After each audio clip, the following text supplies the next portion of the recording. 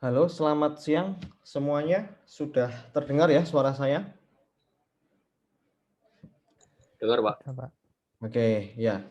Oke, terima kasih sudah join tepat waktu. Kita mulai pukul 1:30 ya untuk perkuliahan kita hari ini. Jadi nggak masalah kita mulai agak telat karena memang hari ini kita akan coba membahas mengenai implementasi dari neural network ya. Dan mungkin konsepnya tidak akan banyak seperti minggu lalu. Minggu lalu kita sudah belajar mengenai konsep dari neural network dan deep learning ya. Kenapa kita menggunakan deep learning ya? Dan apa bedanya dengan neural network? Anda sudah ketahui kemarin bahwa kalau kita menggunakan deep learning, kita membuat sebuah neural network atau jaringan saraf tiruan dengan banyak layer ya. Nah, mungkin Anda pernah belajar mengenai neural network di mata kuliah machine learning atau mata kuliah data mining.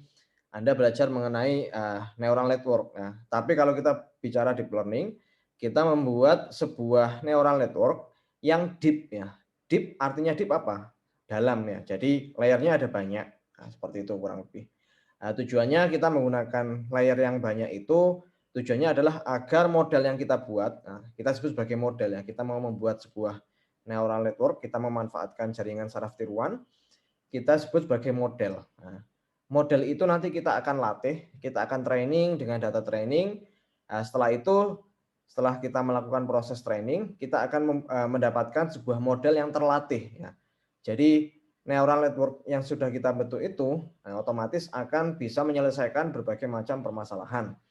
Permasalahan yang bisa diselesaikan banyak sekali ya, salah satunya klasifikasi, terus regresi dan juga clustering. Nah, tapi untuk implementasi awal kita akan gunakan neural network untuk klasifikasi terlebih dahulu. Nah, yang mau kita klasifikasikan sederhana, jadi nanti akan saya tunjukkan sebuah data sederhana ya untuk itu ya, data untuk menentukan apakah seorang nasabah ya itu disetujui atau tidak pinjamannya seperti itu. Nah, ini nanti ada dataset yang dalam bentuk teks ya, datasetnya dalam bentuk teks bukan image, teks ya. Nanti teksnya punya kolom dan kolom yang paling terakhir itu menunjukkan labelnya. Nah, kurang lebih seperti itu. Oke, sebelum kita membahas mengenai implementasi, saya ingin tahu kira-kira dari Anda semua ini kira-kira yang belum pernah menggunakan bahasa pemrograman Python siapa? Coba angkat tangan. Yang belum pernah sama sekali menggunakan bahasa pemrograman Python. Biar nanti akan saya bisa saya bisa lihat nanti kurang lebih seperti apa untuk metode pengajarannya. Oke, ada itu ya Anastasia, Abed, terus siapa lagi? Kalau Rizka, Juan sudah pernah ya di DIP, Bernardus juga sudah pernah di DIP, Mirala sudah, Stefan sudah ya, Helmi sudah juga sudah pernah ya. Sudah, Pak. Sudah ya, oke. Oke, kalau begitu oke nggak apa-apa, ada dua yang masih belum pernah menggunakan sama sekali bahasa pemrograman Python. Nggak usah khawatir, bahasa pemrograman Python itu sangat mudah ya, seperti yang pernah saya jelaskan kemarin, karena lebih intuitif. Kita sebagai seorang programmer tidak akan kesulitan jika mempelajari bahasa pemrograman Python. Dan bahasa pemrograman Python ini kita akan menggunakan tools atau IDE secara online ya. Jadi nanti kita akan menggunakan Google Colab. Ya. Kalau Anda pengen yang offline juga bisa menggunakan Anaconda, tapi saran saya menggunakan yang online saja karena pertimbangan simplifikasi karena kita tidak harus menginstall ya. Kita tidak harus menginstall tools tersebut di komputer kita, jadi kita bisa codingnya on the fly, langsung online, yang penting ada koneksi internet, dan nanti akan terhubung dengan Google Drive. Jadi Anda tidak perlu khawatir kalau misal nanti codingannya belum di-save ya, itu otomatis akan tersimpan di Google Drive kalian, seperti itu. Oke, kurang lebih seperti itu. Jadi kita mulai dari yang paling sederhana, kita akan mencetak Hello World ya di Python. Nah, kita cetak Hello World, terus kita akan coba implementasikan looping ya untuk mencetak Hello World sebanyak 5 kali dan if else itu yang paling sederhana. Nah, setelah itu ya, Python juga banyak sekali library-nya. Nanti ada juga kalau nanti kita karena kita deep learning kita akan banyak bermain dengan matrix ya. Matrix itu nanti kita bisa representasikan menggunakan NumPy ya. NumPy itu library untuk merepresentasikan matriks. Dan setelah itu nanti untuk belajar NumPy itu nanti kita belajarnya reverse engineering aja. Jadi nanti saya sediakan contoh seperti ini case study-nya. Dan nanti kalian bisa belajar secara terbalik ya, bukan belajar basicnya dulu tapi belajar case study-nya dulu, baru nanti Anda coba eksplorasi. Yang masih belum pernah pakai bahasa pemrograman Python, nanti Anda bisa eksplorasi, oh ternyata seperti ini ya kalau menggunakan NumPy ya untuk representasi array di Python, karena memang NumPy ini sangat itu ya, sangat berguna sekali untuk representasi itu ya, representasi data menggunakan bahasa pemrograman Python. Oke, jadi pertama-tama Anda cukup membuka, ini saya coba tunjukkan ya di browser saya. Sebentar, saya coba share screen dulu.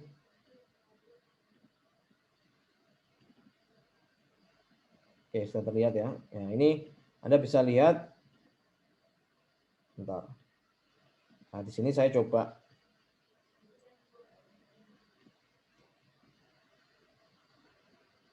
Oke.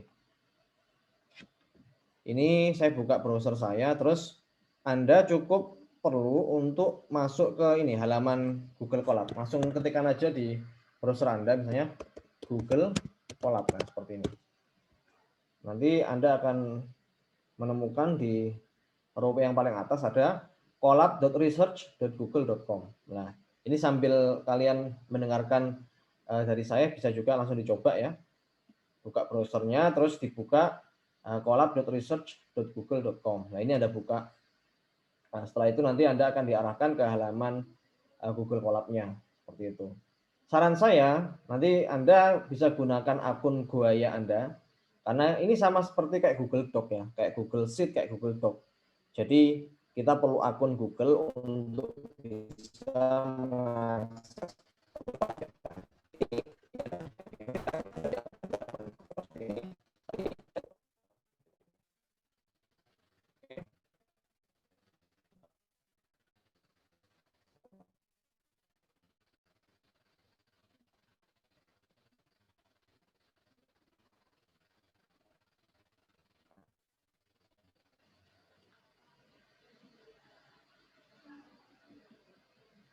Kalau suara saya kurang terdengar jelas.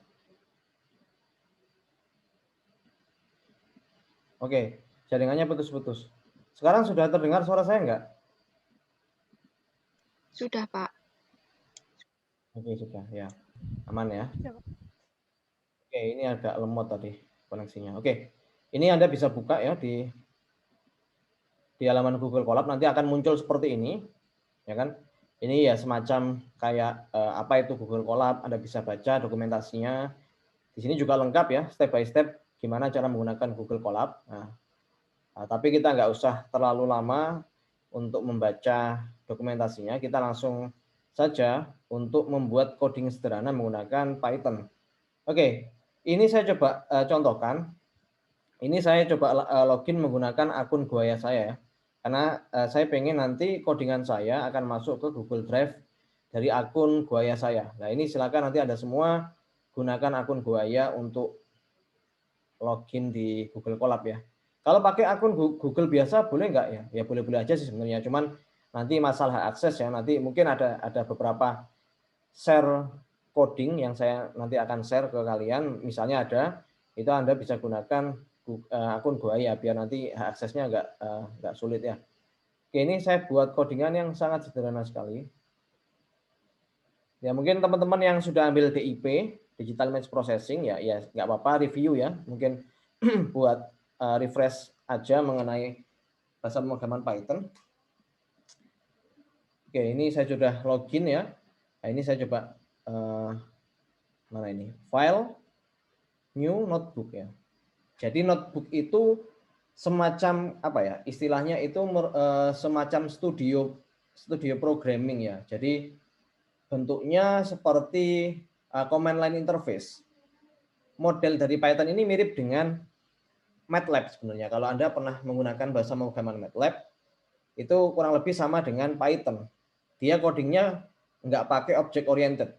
Nah, kalau mungkin Anda menggunakan bahasa pemrograman Java atau C#, pasti Anda kalau mau coding harus bikin kelas, gitu kan ya, harus bikin kelas, terus harus bikin project, dan sebagainya. Tapi kalau kita menggunakan Python, kita tidak perlu membuat kelas. Bisa kita menggunakan kelas, bisa. Cuman untuk awal ini kita belajar basic, kita nggak perlu bikin kelas kalau mau membuat sebuah coding di Python. Anda bisa lihat di sini itu judulnya untitled 21.ipynb. Nah, ipynb ini itu merupakan format dari coding yang kita buat nanti. Kita sebut sebagai ini notebook itu semacam kayak studio untuk programming, gitu ya. Bukan kelas, bukan project.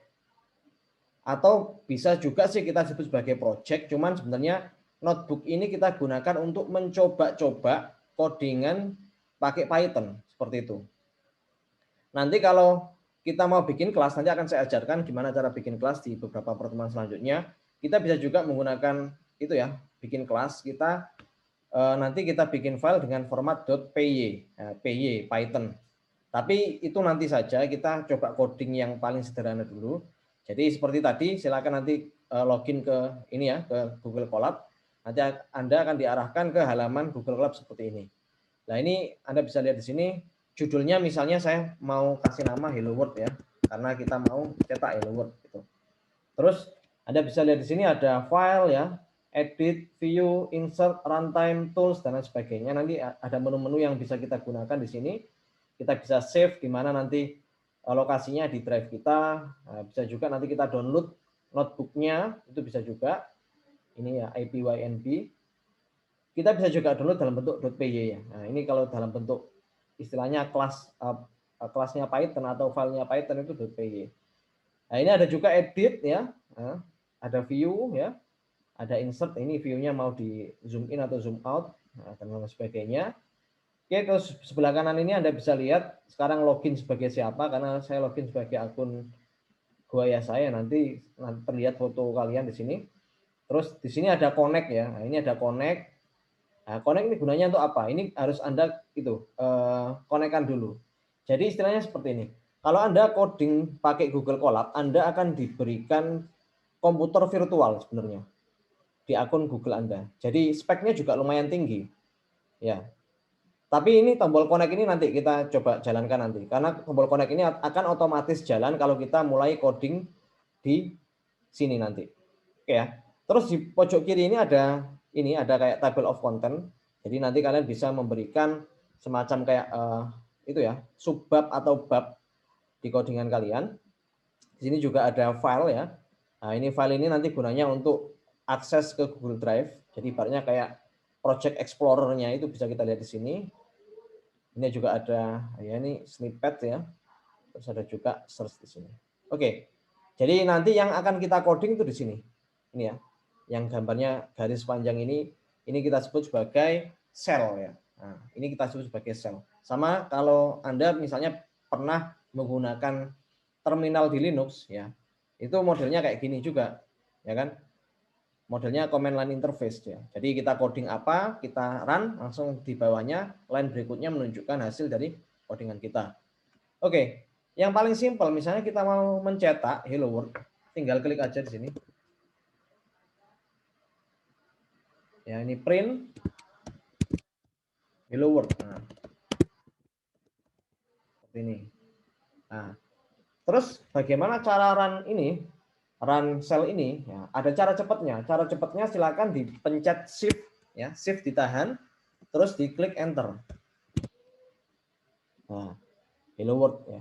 Otomatis waktu Anda running satu sel ini, Anda bisa lihat bahwa ini komputer virtualnya sudah connect. Nah, jadi Anda diberikan semacam kayak resource oleh Google, ya kan, berupa RAM sama disk ya. Ini spesifikasinya berapa saya kurang tahu. Kalau nggak salah ini cukup itu ya, cukup speknya cukup tinggi. Anda bisa lihat di sini juga sebentar. Saya coba lihatkan cara melihatnya di mana dulu ya. Atau ini ya.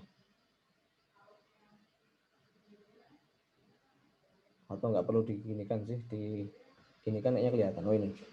Anda disediakan komputer virtual dengan RAM 12 GB. Oh, 12 GB sangat-sangat besar ya. Dan hard disknya 32 GB ya. Sorry, enggak 32 GB, 107,77 GB. Cukup besar, cukup mumpuni untuk melakukan berbagai macam analisa ataupun running eksekusi untuk deep learning. Jadi saya kira sangat cukup sekali, bahkan bisa disebut bahwa spek yang diberikan oleh Google Colab kepada kita itu lebih bagus daripada komputer kita sendiri, ya kan? Misalnya saya pakai komputer saya ini sekarang cuma 8 GB RAM-nya. Kalau saya mau coding di lokal ya, di offline di komputer saya, kemungkinan lebih cepat kalau saya codingnya di sini di Google Colab dibandingkan kalau saya coding di offline di komputer saya. Nah, jadi nggak usah ribet, nggak usah install berbagai macam tools ya untuk running programnya, kita langsung bisa gunakan ini Google Colab. Tapi ada tapinya, nanti kalau Anda pengen implementasi untuk entah itu untuk tugas akhir ya, terus untuk mengintegrasikan aplikasi yang Anda buat dengan aplikasi yang lain, itu lebih baik Anda menggunakan tools yang offline ya untuk running code Python ini. Seperti itu. Oke, kurang lebih seperti itu. Nah, ini kalau mau Hello World kayak gini. Nah, kalau Anda sudah klik ini ya, sudah run di Shift Enter, nanti muncul Hello World di bawahnya, terus di bawahnya ini ada line baru lagi. Nah, ini kita bisa mau cetak lagi misalnya Hello World di sini. Kita cetak lagi. Nah, Hello World-nya muncul lagi. Kalau yang atas ini kita edit gimana? Boleh-boleh saja. Misalnya hello class misalnya gitu. Nah, jadi berubah. Ini Anda bisa lihat di pojok kiri ada nomornya. 3, ini nomornya berapa? Nomornya 2. Itu menunjukkan step Anda, urutan Anda mengeksekusi line tersebut. Karena tadi yang pertama kan ini, tadi satunya ini kan ya, 2-nya ini, terus 3-nya ini lagi. Jadi otomatis angka yang ada di sini, sebelah kirinya itu, akan mengikuti urutan terakhir Anda mengeksekusi program. Nah, ini penting sekali kalau kita menggunakan menggunakan Google Colab. Anda harus pastikan bahwa misalnya Anda mau memanggil variabel di atas Anda di line sebelumnya, Anda harus pastikan bahwa line sebelumnya sudah dieksekusi. Misalnya seperti ini. Saya mau deklarasikan variabel X sama dengan 1. Variabel Y, ini X sama dengan 1, Y sama dengan 1. Ya kan? Saya run di sini. Terus yang line selanjutnya saya mau panggil variabel ini. Saya Z sama dengan X plus Y. Terus saya print. Saya print Z-nya. Harusnya munculnya kan 2. Oke. Terus misalnya Anda mengubah codingan sebelumnya. Ini Anda ubah 2, tapi belum di-run. Ini belum di-run ini. Anda langsung skip, langsung jalankan yang ini. Jawabannya tetap 2, karena ini belum kita run kan ya. Jadi angka Y-nya ini belum terupdate. Nah, ini kita coba jalankan lagi. Tetap 2, karena yang atas belum kita run. Kalau kita run ulang ya, ini kita jalankan lagi, yang bawah kita run, ya otomatis akan mengambil nilai yang terbaru dari Y itu. Oke, simpel sekali ya. Lebih gampang daripada Anda menggunakan bahasa pemrograman yang lain. Kalau menurut saya, kalau Anda menggunakan Java misalnya Anda harus itu ya, deklarasikan ini bentuknya apa, integer kan ya. Kalau di sini nggak masalah. Anda variabel itu bebas ya. Ini mau menampung integer, menampung double, menampung string, kita bisa jadikan satu variabel di sini. Oke, itu yang paling simpel misalnya. Selanjutnya ini Anda juga bisa menambahkan teks ya. Kalau mau komen juga bisa. Komen itu diawali dengan pagar. Nah, misalnya ini adalah codingan Hello World. Terus misalnya Anda mau menambahkan teks. Nah, misalnya ibaratnya kayak subbab ya. Bab atau subbab Anda bisa tambahkan teks di sini. Nah, ini misalnya saya mau pindah ke atas ini ya. Ini kan mau saya tadi bikin sel baru. Saya coba hapus lagi, saya ulang lagi. Misalnya Anda mau membuat sel baru ya. Ini ada 2, code atau teks ya. Kalau code itu nanti modelnya line seperti ini, ya kan? Kalau teks modelnya dia sama kayak lain, cuman ini nanti kita nggak bisa coding di sini. Ini cuma semacam kayak judul ya, title atau subtitle. Nah ini misalnya saya mau namanya dengan belajar Python misalnya kayak gitu. Nah ini bisa kita besarkan misalnya kayak gini. Nah kita klik di sini nanti view-nya seperti ini. Nah ini saya coba run. Ini bukan coding tapi title lah. Anda bisa lihat di sini ada belajar Python. Terus di sini Anda bisa bisa otomatis muncul toggle list-nya. Ini kalau toggle list-nya saya klik, nah dia sel-sel yang di bawahnya akan otomatis itu ya otomatis hide ya. Nah ini misalnya saya mau pindah ke atas juga bisa. Ini saya pindah, sorry. Ini saya mau pindah ke atas misalnya. Ini di sini ada bisa klik ini nanti dia akan pindah ke atas. Nah, ini akan pindah ke atas kayak gini. Ini kalau saya klik, nah nanti otomatis sel di bawahnya akan hidden. Terus kalau misal di sini saya klik juga, nah ini table of content-nya ada belajar Python di sini. Oke, itu yang paling sederhana. Sekarang coba ya, saya pengen tahu tadi ada beberapa yang belum pernah coding di Python. Silakan Anda buat seperti ini ya. Silakan Anda coding di laptop Anda masing-masing, di Google Colab Anda masing-masing, terus coba share screen, saya pengen tahu kira-kira sudah bisa atau enggak.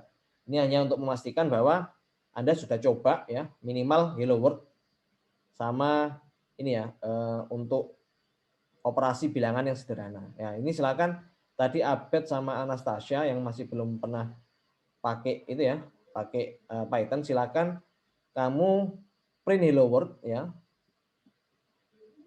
Terus setelah itu print Hello Class. Ini hello class dulu, terus hello world, sama kayak apa yang saya coding ini.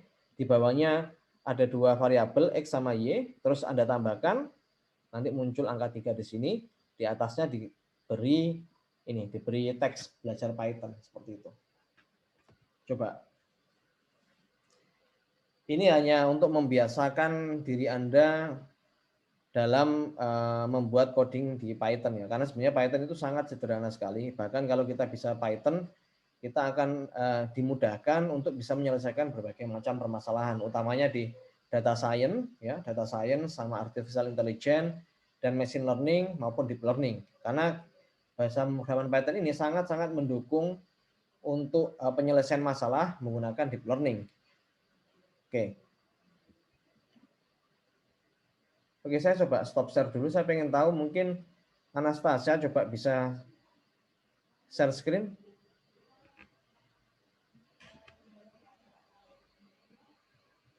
Minta izin share screen-nya, Pak. Oh iya, belum. Sorry. Oke, udah.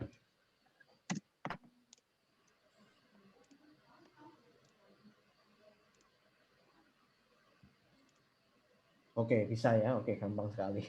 Saya yakin pasti kalau pernah pakai Java, kalau mau pakai Python malah kayak downgrade ya. Maksudnya nggak belajarnya dari yang sulit ke mudah gitu. Oke, terima kasih.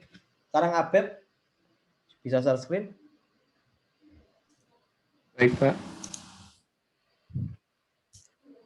Apa sudah terlihat, Pak? Ya, sudah. Oke, ya. Oke ya, ini paling simple sekali kalau kita mau cetak ya Hello World sama operasi bilangan sederhana. Oke, bisa stop share lagi. Abed. Terima kasih, Pak. Selanjutnya saya coba tunjukkan gimana menggunakan looping ya. Pakai for sama pakai while ya. Atau for aja deh, while jarang kita gunakan. Misalnya saya mau mencetak hello world itu 5 kali. Gimana caranya? Caranya adalah kita gunakan for i in range. Ini agak beda ya. In range 5. Maksudnya adalah saya mau mencetak hello world sebanyak 5 kali. Nah, setiap kali kita menggunakan looping, ya kan? Kalau di Java kita pakai ini kan ya, pakai kurung kurawal dan sebagainya. Beda kalau kita menggunakan Python, kita cukup mengetikkan titik 2 di sini. Titik 2, terus Anda enter, nanti akan muncul tab baru ya. Ini tabnya menjorok ke kanan. Nah, ini berarti artinya adalah tab ini itu masuk ke dalam looping. line ini masuk ke looping ini. Nah, ini saya coba print hello world di sini. Print hello world. Nah, nanti otomatis akan cetak hello world sebanyak 5 kali. Kalau di Java atau C# pakai ini kan ya, ini terus ya ini nggak pakai titik 2 langsung itu kan ya, langsung kurung kurawal. Nah, ini kalau Anda coba hapus di sini, ini nggak bisa karena dianggap bahwa print ini itu di luarnya for. Jadi harus Anda ketikkan tab di sini. Tapi otomatis kalau line sebelumnya sudah Anda tambahkan titik 2, di enter otomatis akan masuk ke line berikutnya dengan tab yang sudah menjorok ke kanan seperti itu. Nah, terus setelah itu misalnya saya pakai if else juga. Nah, saya sudah punya nilai X itu sama dengan 1, Y sama dengan 2. Misalnya saya tambahkan kondisi di sini if X kurang dari Y, sama if juga seperti itu. Kita ketikkan ini titik 2, terus saya coba print bahwa kalau X itu kurang dari Y, saya print juga hello class misalnya. Nah, harusnya muncul hello class-nya karena X itu kurang dari Y. Seperti itu. Nah, baik itu looping, if else, ataupun while, switch case, dan lain sebagainya yang membutuhkan kurung kurawal, itu kita ganti kalau di Python menggunakan titik 2. Seperti itu.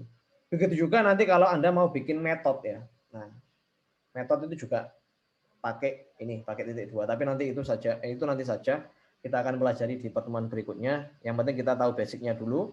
Nanti kita akan coba implementasikan model sederhana untuk deep learning. Oke, ini kurang lebih seperti itu ya untuk codingan sederhananya. Terus apa lagi ya kira-kira? Looping sudah, if else sudah. Mungkin cukup itu dulu. Nah, ini setelah ini saya akan coba tunjukkan implementasi sederhana untuk deep learning. Kita tidak menggunakan neural network yang advance, kita menggunakan neural network yang paling sederhana.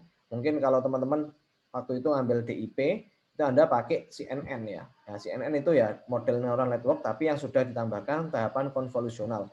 Itu nanti kita akan bahas minggu depan, week ketiga. Beserta implementasinya kita akan bahas di week keempat. Tapi untuk week kedua ini kita akan belajar menggunakan neural network yang sederhana. Dan kalau kita menggunakan Python, kalau kita menggunakan Google Colab ini, kita langsung bisa mengakses library miliknya Google, yaitu TensorFlow. Nah, TensorFlow itu nanti kita tinggal panggil beberapa library yang bisa kita gunakan untuk membentuk model neural network. Jadi kita nggak bikin from scratch ya. Mungkin Anda pikir, kemarin kita belajar teori, konsep begitu panjang, terus mungkin Anda berpikir, itu codingnya gimana gitu kan. Nggak usah bingung. Itu ngodingnya sangat gampang sekali. Kita tinggal panggil library yang ada di TensorFlow. Tinggal panggil-panggil saja. Kita setting inputnya apa, terus output yang kita harapkan apa ya. Itu nanti akan otomatis terbentuk modelnya seperti itu. Oke, ini misalnya ini sudah selesai ya. Saya sudah bikin hello world.ipynb. Ini otomatis akan tersimpan di direktori drive Anda. Nah, ini misalnya saya mau buka Google Drive saya.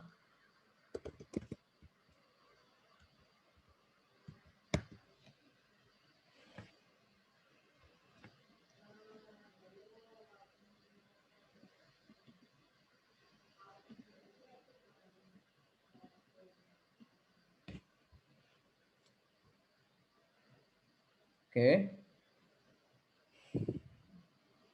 Ini saya coba masuk ke Google Drive.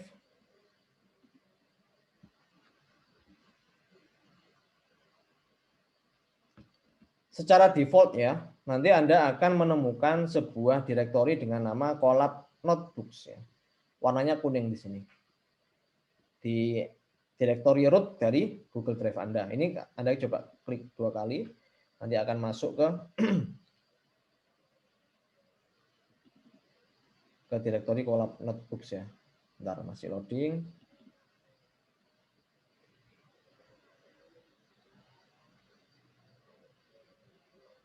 Oke, Anda bisa lihat, misalnya saya mau sorting berdasarkan last modified-nya.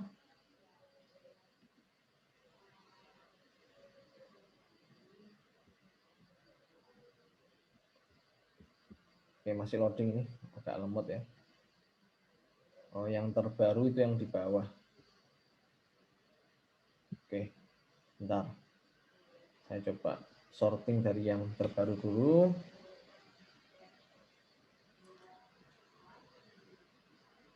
Nah, ini helloworld.ipynb. Nah, ini kan ya. Kalau pengen mengubah direktori penyimpanannya gimana? Ya gampang sekali. Kita langsung tinggal save aja di sini ya. File, terus save a copy in drive ya. Nanti Anda bisa pilih di mana. Oh, ini nggak bisa milih itunya ternyata. Oke, nggak bisa milih lokasi di drive-nya ternyata. Oh, nggak bisa. Ternyata kalau kita mau save as ya, kita harus pindahkan manual ya di sini. Misalnya Anda mau buka di sini kan ya. Ini tadi kopinya dalam bentuk copy of Hello World, saya hapus saja.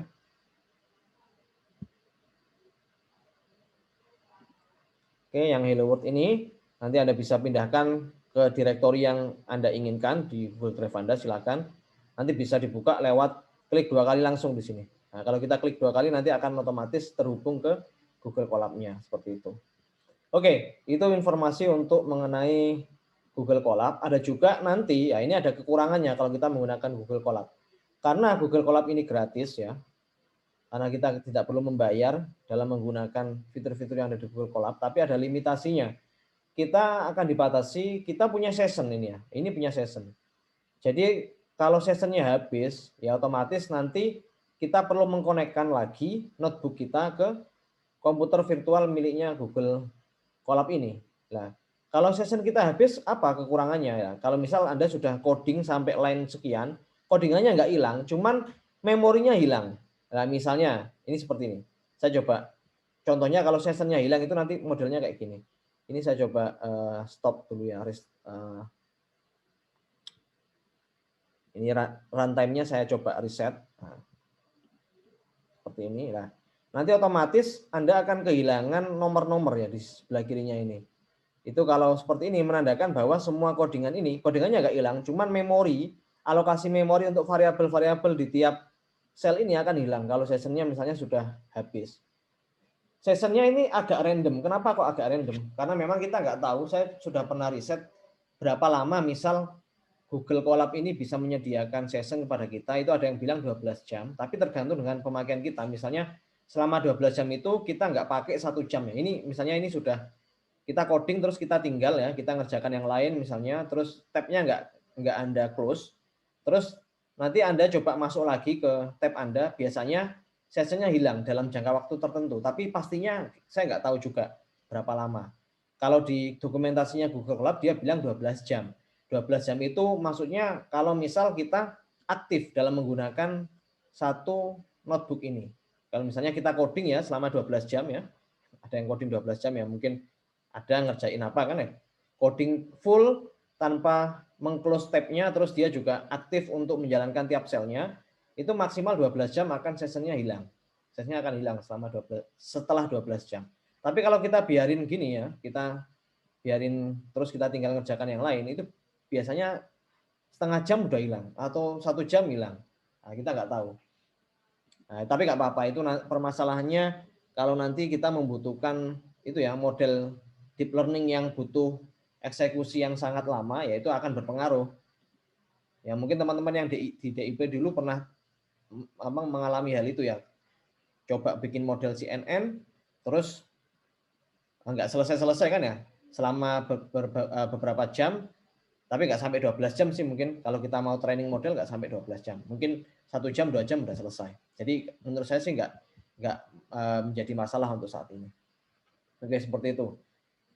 Oke, ini untuk belajar Python-nya kita tutup dulu ya. Kita anggap saja kita sudah menguasai bahasa pemrograman Python. Walaupun belajar dalam waktu 15 menit, nggak apa-apa, kita belajarnya reverse engineering seperti yang saya jelaskan tadi. Nah, ini akan saya coba tunjukkan data dari sebuah, ini saya dapatkan dari salah satu situs di Udemy ya. Itu saya punya satu subscribe di Udemy, dia menyediakan berbagai macam dataset dan itu cukup mudah untuk kita gunakan, sehingga saya coba implementasikan, saya coba ajarkan ke Anda. Ini model datanya seperti ini. Saya coba buka dulu. Bentar, saya coba.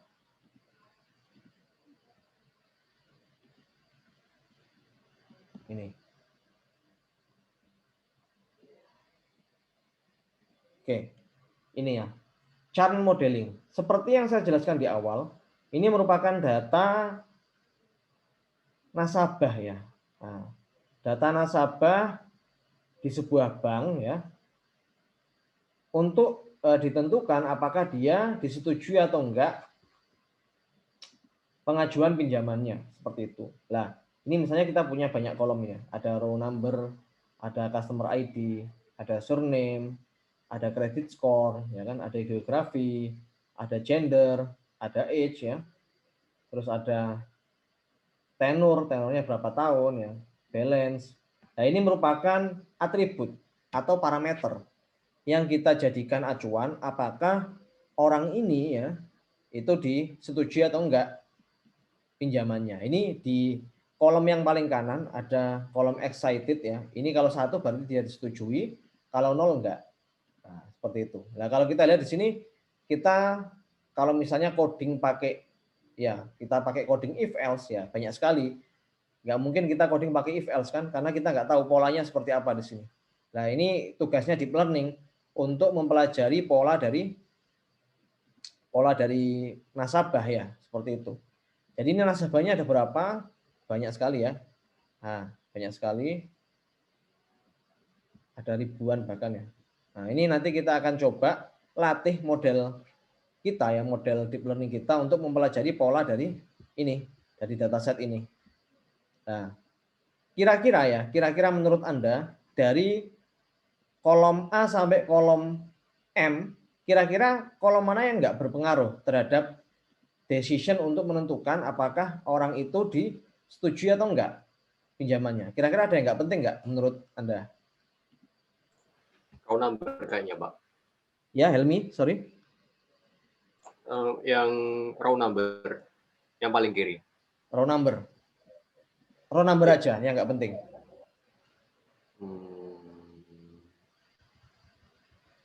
Iya, Pak. Oke. Yang lain mungkin? Oke, row number nggak perlu ya. Kenapa kita row number ini nggak akan berpengaruh terhadap apakah dia disetujui atau enggak? Ya kan? Betul, Helmi betul. Row number. Tapi ada yang lain lagi nggak kira-kira? Gender, Pak. Ya, sorry, Abed, silakan. Gender. Oh, gender itu pengaruh gender ya. Gender pengaruh. Karena dia bisa juga menentukan kalau orang laki-laki mungkin dia seorang kepala keluarga jadi dia bisa berpengaruh gitu. Ini ada juga dari Anastasia, ID dan surname. Betul ya. Namanya Hargrave, namanya Hill, apakah pengaruh? Dia itu disetujui atau enggak?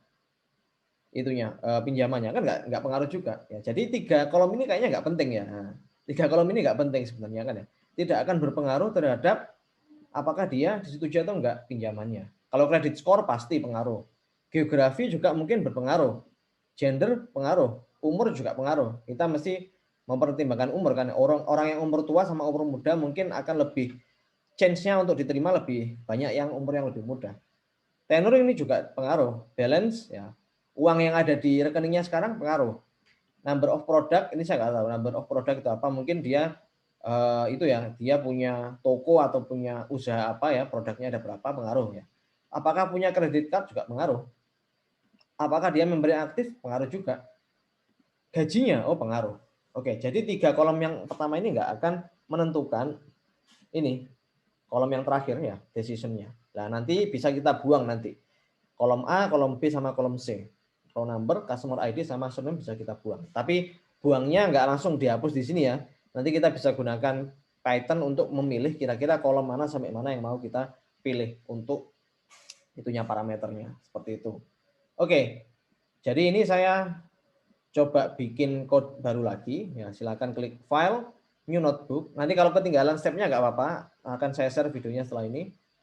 Karena saya tahu kalau coding sambil ngelihat Zoom itu ya agak sulit. Tapi kalau kalian mampu pakai dual screen ya nggak apa-apa. Kalau nggak sempat juga nggak apa-apa. Yang penting materinya tersampaikan. Kalau ketinggalan bisa itu nanti lihat di videonya. Nah, ini misalnya saya mau kasih nama dengan ANN ya. ANN itu Artificial Neural Network. Nah, jadi neural network yang benar-benar vanilla ya, masih belum ada tahapan konvolusinya. Nah, seperti itu. Oke. Yang pertama yang kita lakukan, nah, misalnya saya mau beri judul di sini ya. Saya beri judul di sini. Saya mau beri title ya, biar bagus codingannya. Saya kasih title dengan nama ini, Artificial Neural Network ya. Ini saya coba besar. Oke. Nah, setelah itu di subtitlenya, nah ini ada subtitlenya, saya kasih lagi teks lagi. Yang pertama ini yang perlu saya lakukan adalah mengimport berbagai macam library untuk melakukan implementasi deep learning ya. Ini misalnya saya mau tambahkan importing the libraries misalnya. Ini saya kasih subtitle. Kalau kita klik 2 kali di sini jadi subtitlenya dari title ini ya. Nah, seperti ini. Nah, jadi dia masuk ke toggle list miliknya Artificial Neural Network. Nah, jadi gini. Oke, ini kalau saya toggle listnya saya klik ya, jadi sembunyi di sini. Oke, setelah itu ya, nanti kita perlu ngakses ini kan ya. File ini nanti kita akan akses. Ini sudah kita taruh di, saya coba tunjukkan, kita akan taruh di sebuah direktori di Google Drive kita. Nanti kita akan akses ini, kita akan akses file ini. Nah, caranya kita harus kita harus tambahkan code seperti ini. Untuk mengimport library-nya, ya, kita harus konekkan Google Colab ini dengan Google Drive kita. Nah, ini Anda bisa lihat di pojok kiri bawah ada gambar folder di sini ya. Nah, files, Anda bisa klik di sini. Nah, dia otomatis akan mounting ke Google Drive. Oke.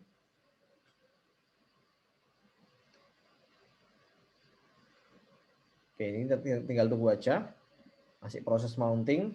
Ya, tujuannya agar Google Colab kita bisa mengakses direktori Google Drive kita. Seperti itu. Nah, ini bisa Anda lihat di sini ada drive ya. Nah, ini ada My Drive. Ya kan? Nah, ini juga sama ya. Ini folder-folder yang ada di Google Drive saya. Kalau misalnya saya mau klik di Colab Notebook ya, saya bisa akses berbagai macam file di sini. Nah, rencananya saya akan taruh biar gampang ya. Ini saya bikin folder baru aja. Sorry. Saya bikin folder baru di mana enaknya ya, sebentar. Di sini saya coba bikin folder baru di direktori Colab Notebook saya. Ini ya, di Colab Notebook saya mau bikin subfolder di dalam folder Colab Notebooks. Nah, ini biar rapi codingannya, saya tambahkan satu folder di sini. Nah, saya tambahkan folder namanya, bentar, ini masih proses. Agak lemot ini ya. Nah, ini saya tambahkan nama misalnya ANN gitu ya. Nanti akan saya taruh file CSV-nya tadi di sini, di ANN. Nah, Anda bisa dapatkan file CSV tadi, chart modeling tadi, sudah saya taruh di Google Classroom-nya. Nah, silakan dibuka Google Classroom-nya. Itu sudah saya upload ya filenya. Oke. Bentuknya .csv. Nah, ini di deep learning.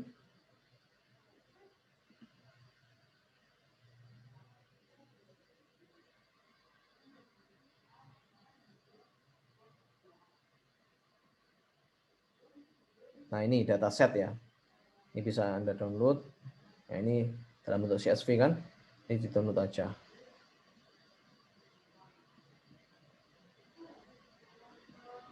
Oke, saya download ya.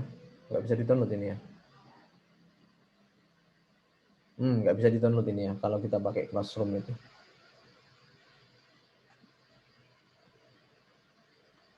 Oke, kalau nggak bisa di-download, saya coba ini aja. Bentar. Bentar ya, saya coba upload di itu aja di Zoom. Atau mungkin ini di copy bisa sih, di download SCSV juga bisa sebenarnya. File download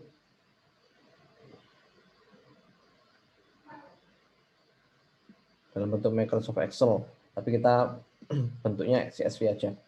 Bentar saya coba itukan dulu, downloadkan dulu. Pak yang tadi dibuka di new tab itu nanti keluar downloadnya Pak. Oh iya tah? Iya. Ini mana nggak muncul ini? Oh gitu. Yang di kanan sendiri terus ada open in new window atau apa tadi?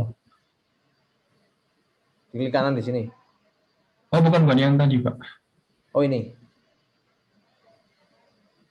Bentar. Ah kok lemot sekali sih. Ini. Oh bukan yang tadi yang ada open with-nya itu. Oh itu. Ini dibuka dulu Bari. Open with. Nggak ada punya. Ada yang kanan sendiri itu ada titik open in new window gitu Pak. Oh ini.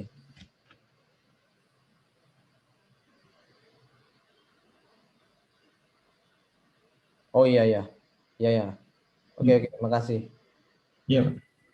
Ini di-download.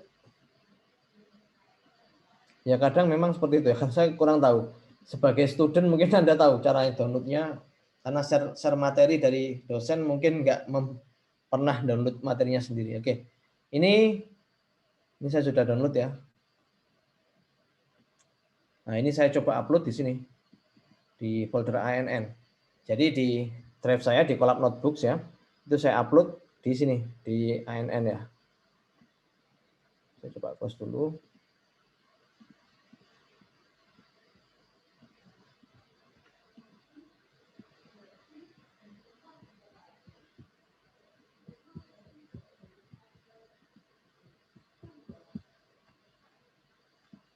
Oke, mana tadi?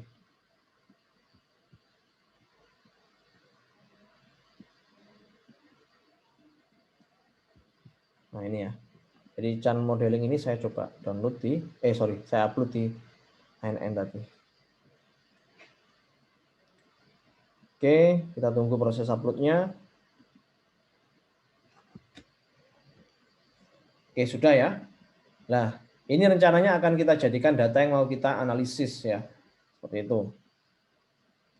Nah, ini kita sudah import itunya, Google Drive-nya. Harusnya sudah masuk ke Colab Notebook. Kalau nggak muncul ya di refresh ya. Bentar. Nah, ini ANN sudah. Oke, ini ya, channel modelingnya sudah masuk di link, di directory drive saya. Oke, langkah selanjutnya yang kita lakukan, nah kita harus pindah dulu ya. Kita pindah ke directory ini. Cara pindahnya sama dengan waktu Anda belajar terminal di Linux ya.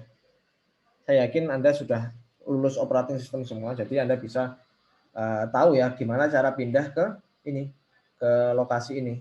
Itu sama kayak Linux ya. Ini saya coba lihat. Kalau pengen melihat direktori saya sekarang itu di mana, saya bisa ketikkan pwd di sini. Nah, di konten ya. Nah, konten itu root-nya yang paling atas. Saya mau pindah dulu sekarang. Misalnya saya mau pindah ke CD, ke drive ya, CD drive. Saya coba jalankan dulu. Oke, sekarang saya ada di drive. Misalnya saya mau pindah lagi ke mana? CD drive. Kan harusnya ke my drive ya. My drive, terus pindah lagi ke Colab Notebooks ya.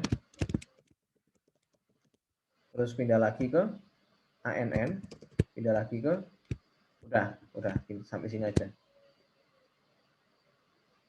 Oke. Oh sorry, ini ada yang salah nih. My drive, OM-nya besar.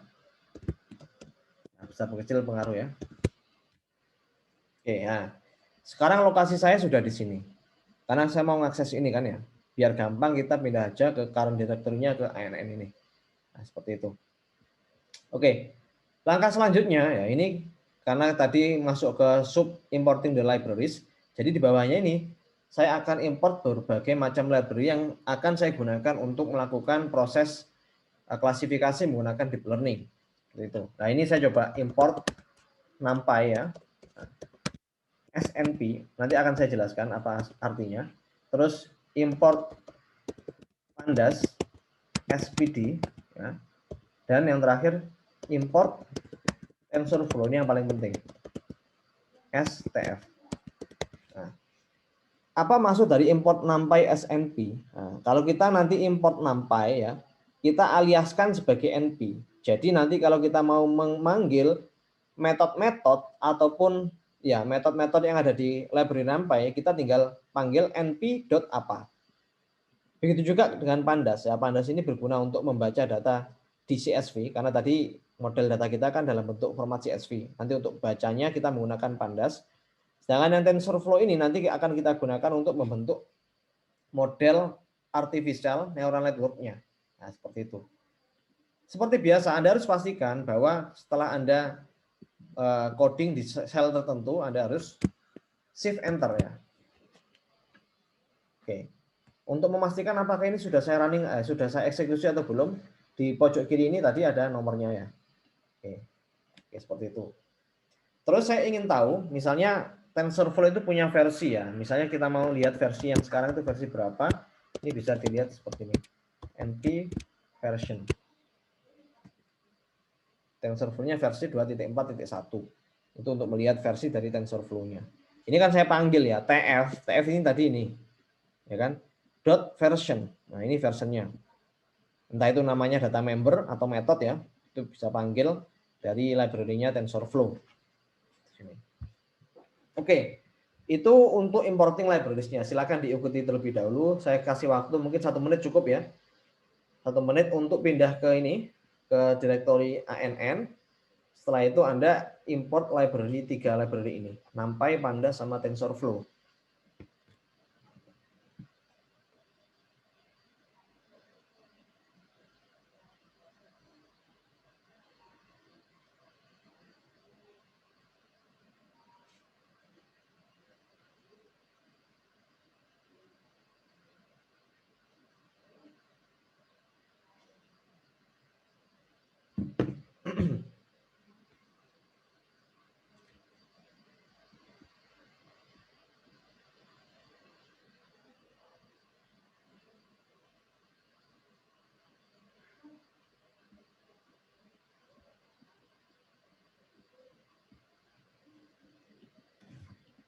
Oke, sudah ya. Ada yang masih belum? Kalau belum, angkat tangan biar nanti saya tahu sampai mana yang sudah kalian kerjakan.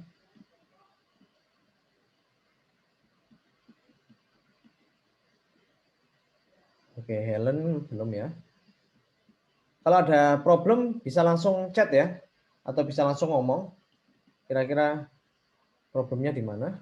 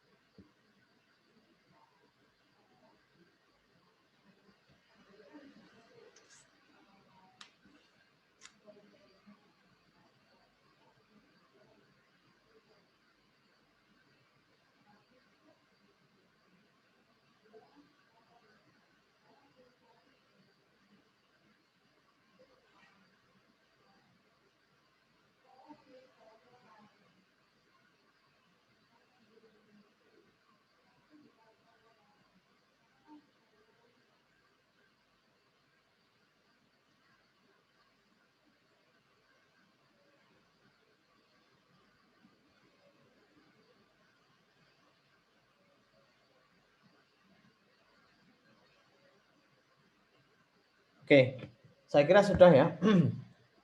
Ada masalah nggak dari teman-teman ini? Bernardus, oke, nggak ada masalah. Oke, Stefan nggak ada masalah. Aman, Pak. Permisi Pak, Ya, silakan. yang mau tanya yang folder drive itu tadi gimana Pak caranya? Sorry, sebentar. Ini siapa? Helmi ya? Iya, Gimana? yang folder drive sama my drive itu yang tadi caranya gimana ya Pak? Ini kan drive ya. Jadi ini kan ini kan lokasi saya. Lokasi saya sekarang kalau default akan ada di sini di konten kan ya. Nah, ini saya mau pindah ke drive. Caranya pakai ini CD. CD kan change directory. Kalau pakai terminal di Linux kan change directory ya. CD my drive, ini my drive-nya. Terus /collab notebooks /ann kayak gini. Oh, Saya mau saya nggak ada folder drive yang di. Oh, ini mungkin belum kamu mounting ya. Belum kamu mounting ininya. Oh, di modul ya Pak? Ya, di mounting dulu. Secara default nggak otomatis mounting ya. Google Colab-nya nggak langsung otomatis mounting, harus di mounting dulu di sini. Oh iya. Oke. Helen, ada masalah? Masih loading, Pak. Masih loading. Loadingnya di mana? Yang masalah mounting drive itu dulu, Pak. Oh, saya coba share Soal screen. drive saya juga nggak muncul. Coba share screen dulu ke saya. Itu ada step tambahan kayaknya. Saya lupa bilangin. Coba di share screen. Saya coba stop share dulu ya. Kamu share screen. Biasanya kita harus masukin kode ya.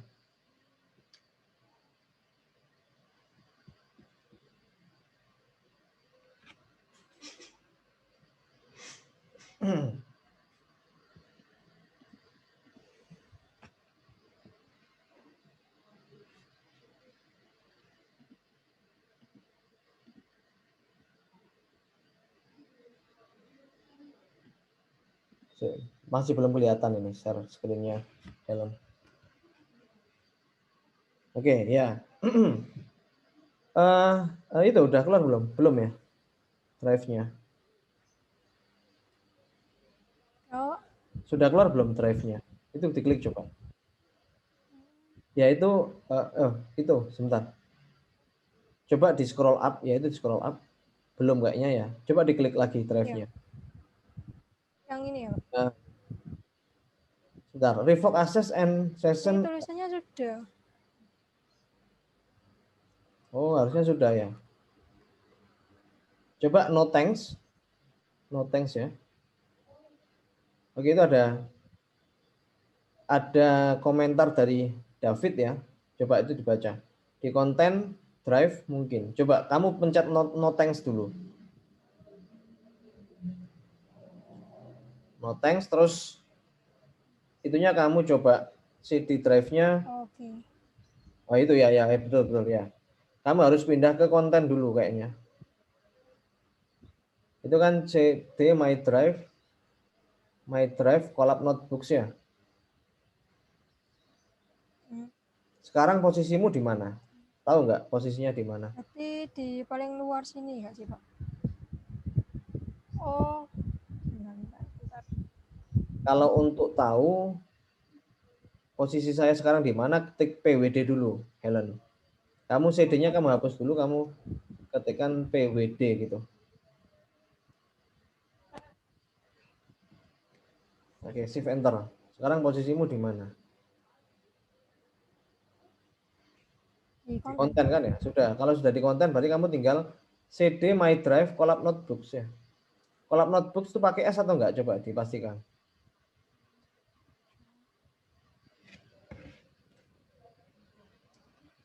Enggak pakai spasi ya. Setelah slash enggak pakai spasi.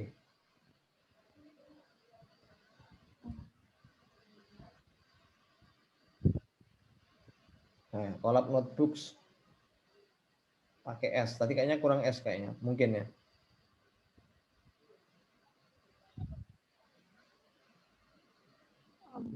My drive collab notebook enggak ada ya.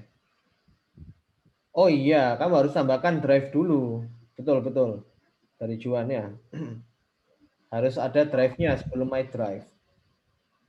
Setelah konten kan ada drive, baru my drive. Oh. Oh iya sih.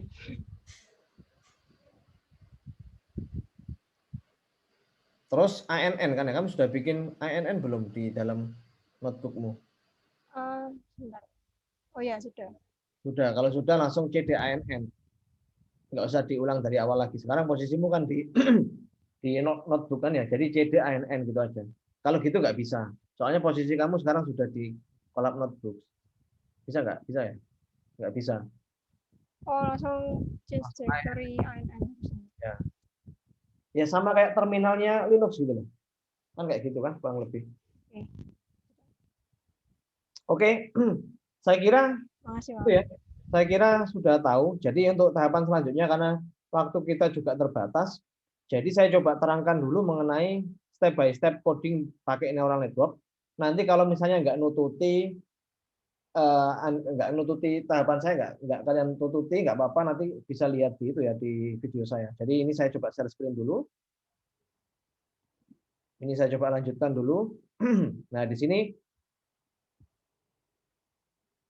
oke sebentar. Oke, ini saya tambahkan title baru lagi di sini, teks. Ini saya hapus. Nah ini saya sudah import library-nya. Terus selanjutnya saya pengen untuk encoding ya. Saya mau encoding data tadi, data apa namanya, yang peminjaman nasabah tadi ya. Encoding kategorikal data, misalnya kayak gitu. Nah ini saya tambahkan ini. Bentar. Oh, sebentar, jangan encoding. Namanya saya ganti aja. Saya ganti dengan part 1 data pre-processing. Seperti ini misalnya. Saya perbesar dulu.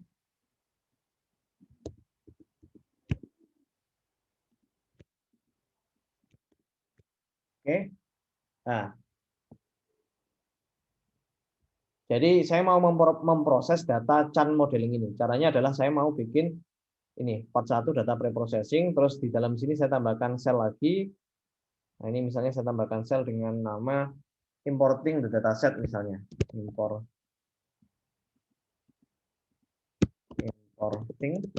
the dataset seperti ini ya. Nah, ini saya coba jadikan sub ya. Nah, yang langkah pertama yang kita lakukan, nanti kita akan mau import ini ya, Chan modeling ini. Caranya adalah kita langsung gini, kita langsung, sekarang posisi kita kan di ANN. Jadi yang harus kita lakukan, kita tambahkan dataset sama dengan pd.read.csv. Apa artinya pd.read.csv? Nah ini artinya adalah kita mau memanggil Chan modeling. Nah, ini .csv. Ini saya mau baca data Chan modelingnya yang saya sudah buat tadi, ya kan? Nah, setelah itu ini PD kan pandas tadi ya. Nah ini pandasnya, library untuk baca file CSV, ya kan? Chan modeling.csv. Setelah itu saya tambahkan code selanjutnya. Ini saya sudah bikin code-nya. Saya coba copy paste saja biar nggak terlalu lama. Bentar, agak lemot.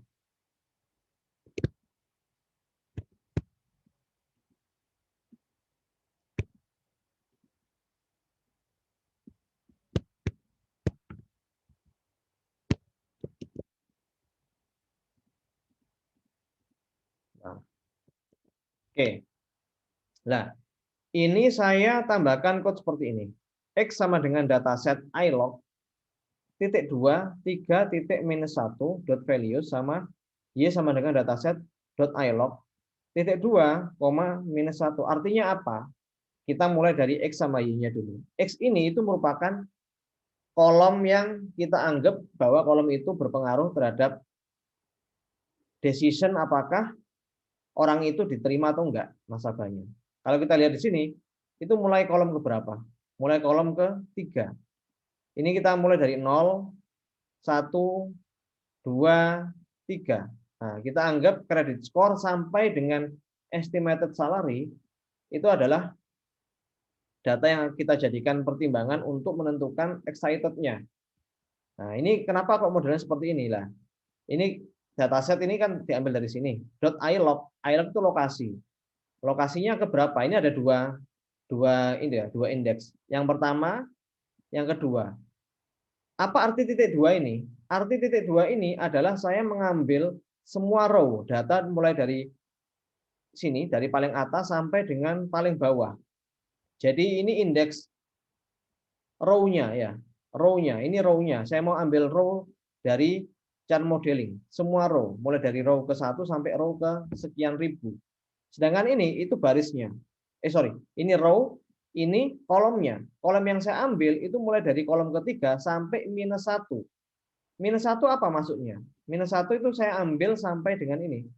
Sampai dengan ini, -1. Jadi satu yang excited ini enggak saya ambil.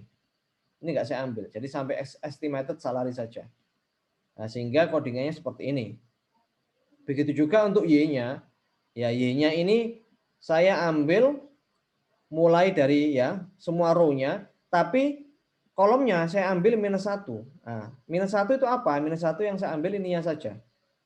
Excited-nya saja. Jadi X itu merupakan kolomnya, ya kan? Kolom atributnya, Y itu labelnya.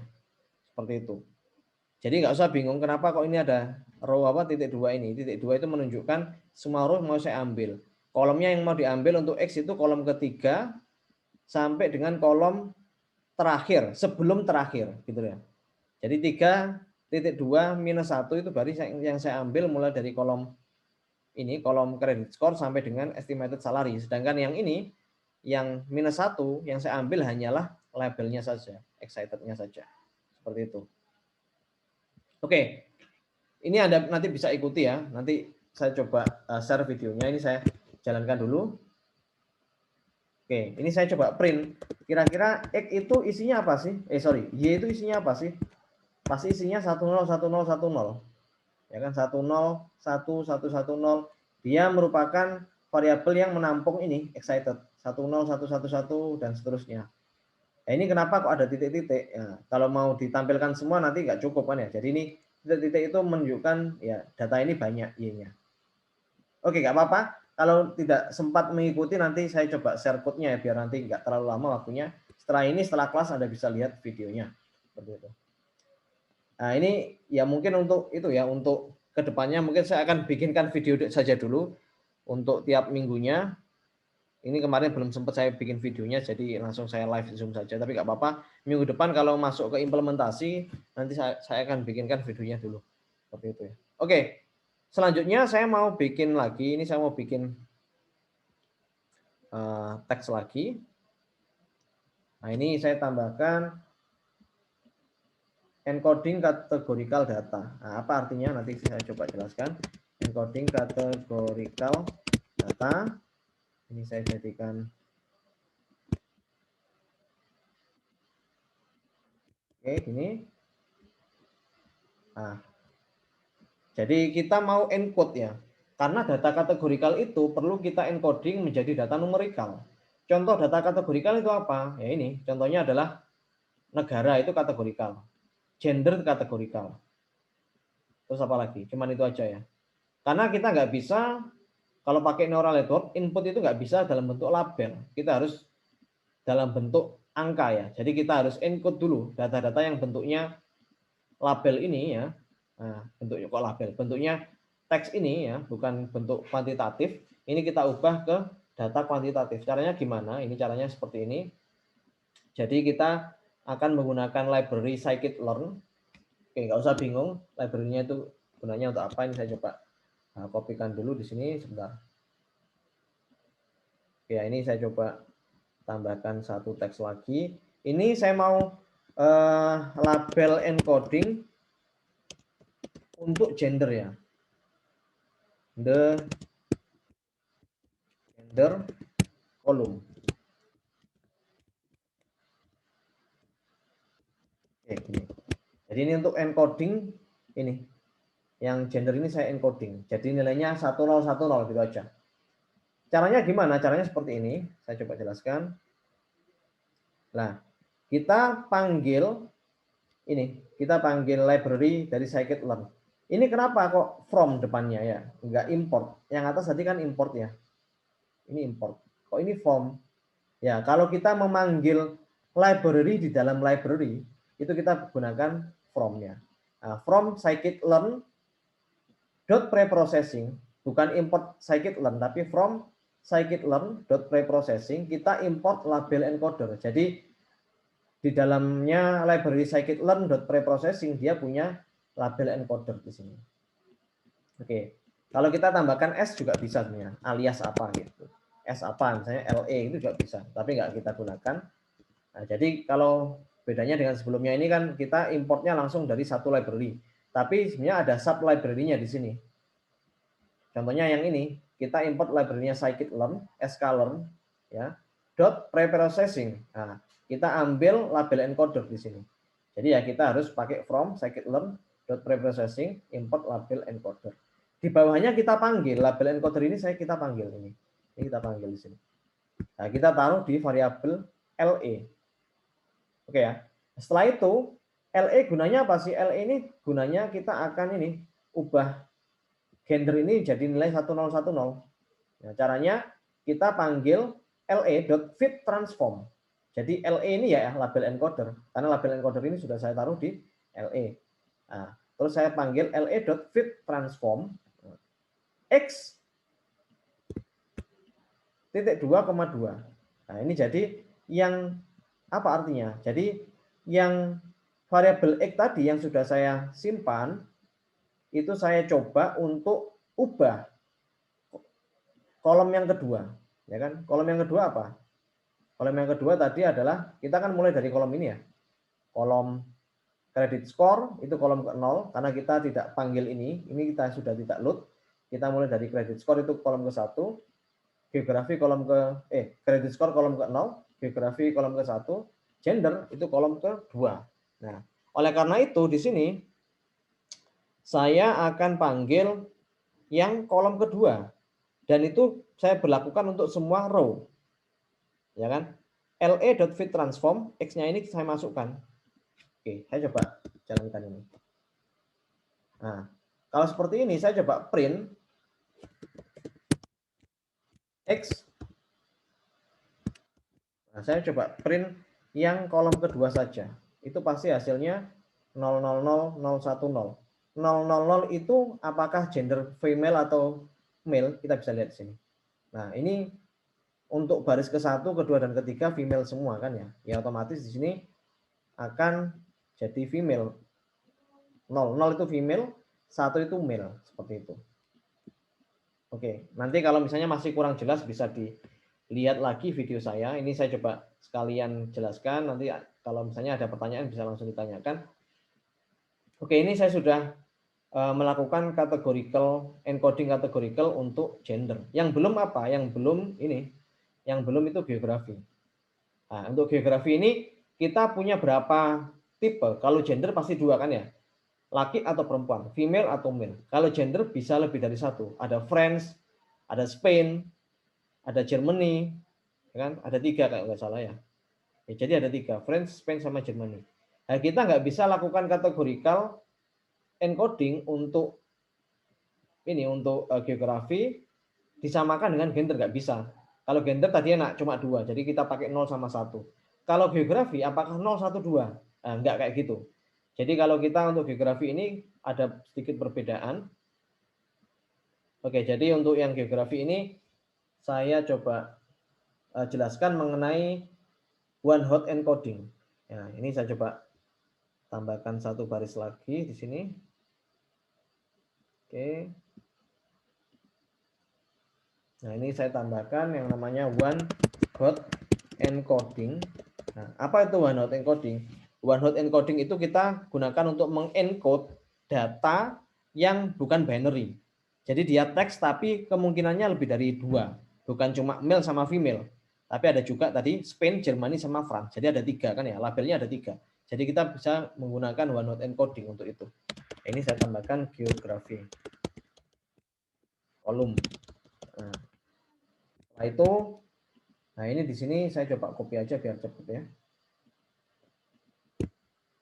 Ya, nanti kedepannya akan saya bikinkan videonya dulu biar nggak terlalu lama ya. Nah ini artinya apa ya? Sama seperti tadi saya akan panggil yang namanya kolom transformer. Nah, kolom transformer itu saya gunakan untuk melakukan one hot encoding. Terus saya juga panggil lagi preprocessing ya, one hot encoder. Jadi saya butuh 2 library untuk melakukan one hot encoder. Nah, setelah itu saya coba taruh di sebuah variabel CT. Nah, CT itu saya panggil kolom transformer ini ya. Terus transformer sama dengan encoder. Nah, encodernya ini silakan ditulis saja ini parameternya. Terus saya panggil one hot encodernya. Nah, ini ada 1 di sini. Apa arti 1 ini? Nah, 1 ini saya mau ngambil kolom ke-1 karena kolom geografi itu merupakan kolom ke-1. Kolom ke-0-nya credit score, kolom ke-1-nya geografi. Nah, ini saya tambahkan 1 di sini. Nah, remindernya pass-through. Nah, pass-through ini biarkan default aja. Ini codingan default untuk melakukan one hot encoder. Nah, setelah itu, CT ini sudah menampung variabel library dari kolom transformer. Jadi silakan langsung aja x sama dengan np.array. Nah, np.array tujuannya adalah kita akan mengubah CT ini dalam bentuk NumPy array. Nah, jadi ct.fitTransform x. X ini tadi ya, nilai x tadi. Semua variabel mulai dari kolom credit score sampai dengan estimated salary dan semua row-nya saya ambil. Nah, setelah itu nanti akan saya taruh di sini di fitTransform x. Setelah itu saya ubah ke dalam bentuk NumPy array. Nah, mungkin teman-teman nggak tahu kenapa kok kita ubah ke dalam bentuk NumPy array. Kalau kita membuat sebuah variabel dalam bentuk NumPy array itu nanti akan lebih mudah untuk dilakukan operasi matriks ya. Jadi ini saya ubah ke dalam bentuk NumPy array. Oke. Setelah itu saya coba eksekusi di sini. Nah, saya print x. Nah, kalau print x yang di print apa? Yang di print itu semua ini. Semua row dan semua kolomnya. Kalau Anda lihat kok yang pertama ini saya print, yang pertama kok bukan ini, yang pertama kok bukan Yang pertama kok bukan credit score. Jadinya kok 100, 101, 100 lah. Secara default kalau kita menggunakan one hot encoder, otomatis kolom yang kita tadi kan yang tadi kita encodingkan pakai one hot encoding itu akan menjadi kolom utama. Jadi kalau Anda lihat di sini misalnya kolom ke-1, row ke-1 tadi kan France, terus Spain, terus France. Nah, jadi France itu kita representasikan jadi ini. 100 itu France. 001 itu Germany. Spain ya. 001 itu Spain, 100 itu France. Jadi kita lakukan one hot encoding ya. Ini kita sebut sebagai one hot encoding. Nah, jadi kolom ini ya kita otomatis akan pindah ke paling kiri. Seperti itu. Jadi kolom geografi ini nanti akan pindah ke paling kiri. Oke, nanti nggak usah bingung. Nanti akan saya share videonya biar nanti Anda bisa lihat. Oke. Nah, setelah itu langkah selanjutnya. Nah, karena kita mau membentuk sebuah model, bentuk model neural network, ya kan? Sama seperti algoritma machine learning yang pernah Anda pelajari. Kita butuh yang namanya training sama testing. Training kita gunakan untuk melatih model kita, testing kita gunakan untuk menguji model kita. Seperti itu kan ya. Nah, yang kita lakukan ini misalnya saya mau saya bikin teks lagi.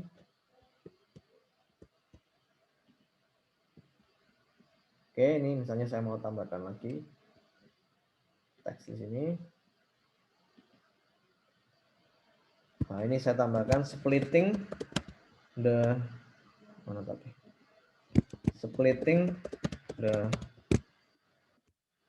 dataset into training and test set. Training set and test set ya. Jadi kita akan bagi data kita menjadi data training dan data testing. Nah, Seperti itu ya. Kalau kita pakai machine learning pasti seperti itu.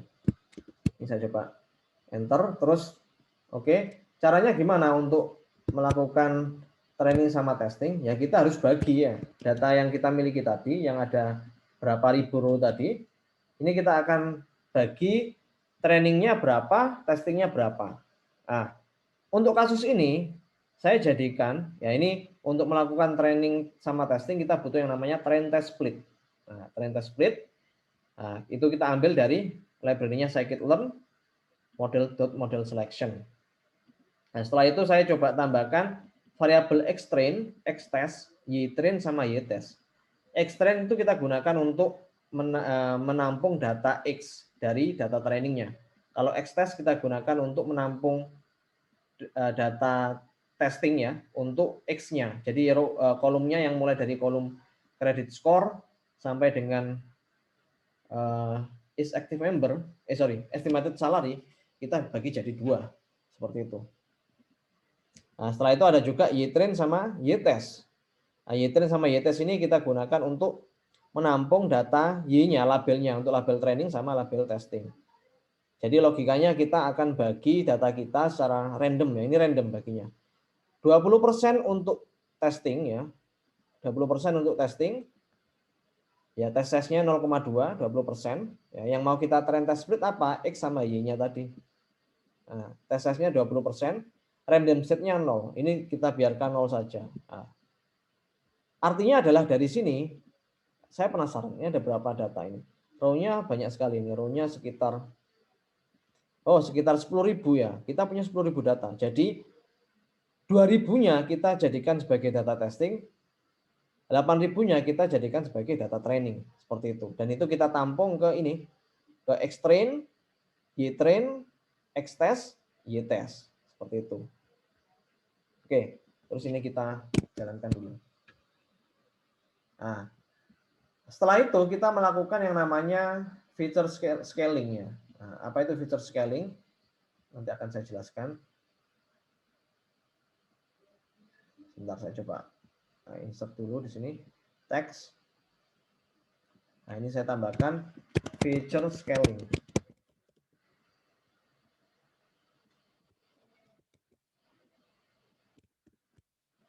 Oke. Nah, feature scaling ini data itu adalah data yang kita miliki itu belum terstandarisasi ya. Misalnya seperti ini. Apakah kita bisa samakan? Misalnya credit score ya. Ini kan credit score ya, kolom credit score.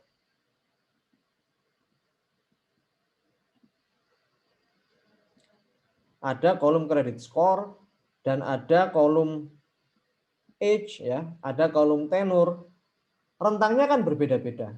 Kita nggak bisa samakan. Mungkin kalau bicara umur manusia rentangnya antara 20 sampai 60. Apakah kita bisa samakan dengan credit score? Nah, credit score rentangnya bisa saja mulai dari sekian ratus sampai sekian ratus. Atau misalnya kita mau bandingkan dengan kolom ini number of product, rentangnya lebih pendek 1, 2, 3. Nggak seimbang kan ya? Nah, ini kita harus butuh menyeimbangkan hal tersebut. Kita harus bikin skala di tiap kolom ini sehingga nanti biar lebih balance. Ya mungkin teman-teman yang ngambil mata kuliah DIP dulu, kenapa kita nggak melakukan feature scaling? Karena data yang Anda miliki sekarang saat ini itu sudah dalam bentuk yang terstandarisasi, pixel ya. Pixel pasti rentangnya mulai dari 0 sampai 255. Tapi kalau data kita bukan berupa data pixel gambar, nah kita harus menggunakan yang namanya feature scaling agar kita bisa menstandarisasikan nilai dari tiap atributnya, tiap kolomnya ini. Seperti itu. Nah, setelah itu langkah yang harus kita lakukan seperti apa? Ini caranya kita bisa menggunakan feature scaling. Nah, feature scaling ini banyak caranya. Ada berbagai macam, ada standard scaler, ada juga yang namanya min max score ya. Nah, kita menggunakan standard scaler. Oke, kita coba jalankan. Nah, Anda bisa lihat di sini from scikit-learn.preprocessing import standard scaler. Kita ambil library-nya standard scaler. Terus kita panggil ya standard scaler-nya, kita taruh di variabel sc. Terus xtrain sama xtest. Nah, xtrain sama xtest-nya ini saya coba fit transform. Ya kan? Nah, jadi xtrain tadi yang menyimpan data training untuk setiap atributnya ya, itu kita masukkan ke Xtrain di sini. Nah, fit transform ini ya saya transformasikan. Oke, saya coba jalankan dulu. Nah, kalau sudah kita transformasikan menggunakan standar scalar, nilainya bukan lagi credit score itu nilainya bukan 600 ya kan, age bukan 42, nilainya semuanya bisa kita jadikan rentang, bukan 0 sampai 1, tapi minus 2 sekian sampai plus 2 sekian. Kenapa seperti itu? Karena kita menggunakan standar scalar. Nah, ini saya coba jelaskan dulu di sini. Misalnya saya print ya, print Xtrain.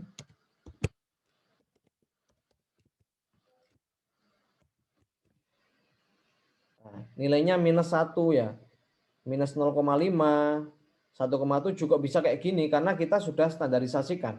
Jadi nilai itu kalau kita menggunakan standar scalar, itu ada yang namanya standar scalar itu kita gunakan untuk mengubah nilai yang semula berbagai macam nilai minimum sama maksimumnya kita ubah ke nilai yang lebih terstandarisasi. Nah, nilainya bisa minus 1, bisa minus 2 karena kita menggunakan yang namanya standar deviasi. Nah, kalau Anda lihat kenapa kita menggunakan standar scalar. Nah, ini kalau data kita itu data yang bagus ya. Jadi datanya mungkin Anda pernah tahu yang namanya bell curve ya. Bell curve itu datanya merata ya. Data itu merata, nggak ada nilai yang kecil, nggak ada yang besar. Jadi nilainya merata. Nah, jadi seperti ini. Gambarnya mana ya? Sebentar, standar scalar. Jadi datanya itu menggunakan kurva ini, bell curve ya.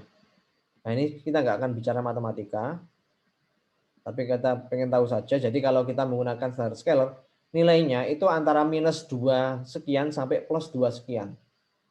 Itu pasti kayak gitu nilainya, karena kita menggunakan standar deviasi.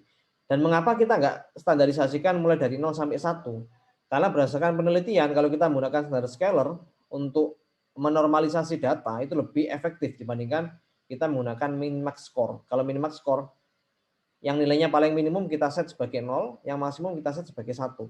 Dan menurut beberapa penelitian itu kurang efektif. Jadi kita harus lebih bagus menggunakan standar scalar di sini. Oke, kita kembali lagi. Oke, jangan khawatir ya, nanti saya coba share videonya. Karena memang ini kesalahan saya kemarin, harusnya saya bikinkan videonya dulu biar nanti Anda bisa lihat videonya sebelum kuliah. Terus Anda bisa belajar dulu, baru nanti di week waktu live Zoom bisa langsung belajar. Tapi nggak apa-apa ini karena sudah terlanjur, jadi saya coba terangkan dulu. Mulai minggu depan kita masuk CNN, nanti saya akan bikin videonya dulu sebelum kuliah. Oke, setelah itu, nah ini langkah selanjutnya seperti ini. Atau mungkin gini aja, ini mungkin kita skip saja dulu ya. Saya stop sampai sini dulu, nanti akan saya share videonya. Nanti setelah itu Anda coba dulu, ikuti langkah-langkah yang sudah saya lakukan. Nah, setelah itu nanti akan saya share video berikutnya, setelah perkuliahan ini, mengenai ANN-nya. Ini kita masih belum masuk ke ANN ya, masih part 1, masih data pre-processing. Belum masuk ke ANN-nya ya.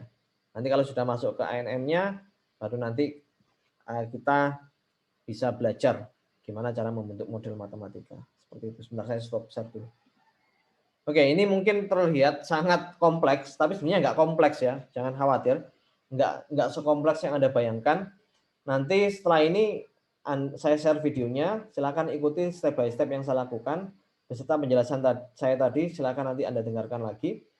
Setelah itu nanti akan saya share video part kedua setelah ini. Gimana caranya membuat ANN ya dari data preprocessing yang sudah kita buat. Nah, biar nanti waktunya efektif ya, karena saya kira lebih efektif kalau saya share videonya saja setelah ini. Nah, setelah itu kalau ada yang didiskusikan nanti bisa Anda tanyakan di Google Classroom seperti itu atau Telegramnya. Oke, memang ini agak sebenarnya agak kompleks ya, tapi cuman stepnya agak banyak. Tapi kalau Anda pahami step by stepnya juga sebenarnya nggak sekompleks yang Anda bayangkan. Ya, ini karena sangat penting ya. Seperti yang saya jelaskan sebenarnya hal yang terpenting waktu kita mempelajari deep learning itu bukan mempelajari model deep learning-nya, tapi mempelajari bagaimana memproses data itu sehingga data bisa siap kita masukkan ke algoritma deep learning. Seperti yang kita jelaskan tadi, seperti yang saya bahas tadi, step yang kita lakukan tadi itu adalah step untuk pre-processing dataset ya. Jadi datasetnya masih dataset mentah, belum siap untuk dimasukkan ke model deep learning. Ini beda kalau datanya berbentuk teks ya, seperti yang saya jelaskan tadi. Kalau datanya dalam bentuk image, mungkin lebih simpel karena semua data dalam bentuk pixel dan nilainya sudah pasti 0 sampai 255. Karena image itu 8 pixel. Ya mungkin Juan ya, kalau kamu ambil topiknya tadi image classification, saya akan jadi pembimbing kamu. Lah misalnya kamu mengambil data image itu datanya sudah terstandarisasi, nilai semua pixelnya pasti 0 sampai 255. Beda kalau datanya bukan data image ya. Mungkin kemarin Anastasia mau pakai topik ya menentukan tingkat keparahan gigi itu ya. Nah, itu mungkin butuh data preprocessing. Karena atributnya banyak, kita perlu preproses terlebih dahulu. Nah, setelah itu kita juga perlu untuk merapikan data kita sehingga siap untuk kita masukkan ke model deep learning. Nah, tapi sampai saat ini sebenarnya tahapannya nggak rumit sebenarnya, cuman memang harus kita teliti step by step agar kita memahami dari tiap tahapan tersebut sehingga nanti bisa Anda pelajari step by step-nya. Mungkin sampai sini dulu. Nanti saya coba share videonya. Nanti setelah itu akan saya share video yang part kedua mengenai cara membuat ANN-nya seperti itu. Oke, mungkin sampai sini ada pertanyaan. Jadi jangan ilfeel dulu dengan deep learning karena nggak sesulit yang Anda bayangkan. Memang tadi tahapannya memang agak banyak, cuman harusnya kalau Anda ikuti step by step-nya pasti akan Anda ketahui kegunaan dari step by step itu. Seperti itu. Oke. Mungkin ada pertanyaan dari teman-teman. Mungkin sampai sini dulu aja ya. Nanti setelah ini saya akan share videonya. Silakan nanti dilihat setelah perkuliahan, dipelajari satu persatu step by step-nya. Nanti yang part kedua akan saya share setelah nanti perkuliahan nanti ya. Mungkin besok akan saya share yang part kedua. Nah, harapannya nanti Anda pelajari dulu video dari saya. Nanti minggu depan kita akan bahas kembali seperti itu. Oke, dari teman-teman yang kecuali Juan kan kamu ngambil itu ya, image classification untuk huruf aksara Jawa. Yang selain Juan yang rencananya menggunakan model deep learning atau neural network untuk topik tugas akhirnya siapa kira-kira? Anastasia masih tetap tertarik dengan itu, dataset yang gigi itu atau ada yang lain? Kayaknya saya berubah sih Pak, pakai nilai mahasiswa, jadi beda judul lagi. Kalau misal kayak gitu kan berarti sudah ada skalanya nggak sih, 0 sampai 100 itu nggak perlu itu lagi kan ya Pak. Yang step terakhir itu feature scaling apa masih perlu dilakukan ya? Jadi gini, feature scaling itu kita gunakan jika kita punya dua atribut nilai yang berbeda. Misalnya umur dengan nilai. Kalau kita bicara umur manusia umurnya bisa mulai dari 0 sampai 60. Kalau nilai bisa 0 sampai 100. Kan rentangnya beda antara umur sama nilai kan ya. Kita nggak bisa masukkan dua variabel tersebut ke model deep learning sebelum kita standarisasikan. Jadi baik itu nilai umur dan nilai poin mahasiswa itu harus sama skalanya. Entah itu 0 sampai 1 atau minus 2 sampai plus 2. Kalau kita menggunakan standar scalar, itu kita menggunakan bell curve. Jadi kurang lebih nilainya minus 2 sekian sampai plus 2 sekian. Dan itu lebih efektif ya. Karena menurut beberapa penelitian yang tadi saya jelaskan memang lebih efektif kalau kita menggunakan feature scaling pakai standar scalar. Kalau pakai min max juga bisa. 0 sampai 1 juga bisa. Tapi harus perlu kamu itu juga feature scaling karena kita punya dua atribut data yang berbeda rentangnya. Kan kita nggak mungkin samakan langsung kan ya. Umur kita anggap sama dengan nilai. Kan nggak mungkin juga. Nah, pertanyaan saya ke Anastasia, atribut yang kamu gunakan untuk menentukan apa sih decision making-nya apa untuk mahasiswa tadi? Sementara sih kayaknya baru kepikiran beberapa nilai mata kuliah sih. Atributnya dari itu aja sih. Oh, kalau atributnya memang nilai mata kuliah semua ya nggak perlu kita lakukan feature scaling. Kalau atributmu itu punya satuan yang berbeda, itu baru kita butuh feature scaling. Seperti tadi, untuk menentukan orang itu diterima atau enggak pinjamannya, dia kan punya umur, punya salari, kan kita nggak bisa samakan umur sama salari itu ke satuan yang sama kan ya. Kalau atribut kamu cuman nilai saja, ya nggak perlu kita feature scaling sebenarnya. Rencananya mau buat apa? Prediksi nilai gitu tak, Anastasia? Prediksi topik tugas akhir, Pak. Oh, prediksi topik tugas akhir. Jadi topiknya apa? DSAI atau apa gitu?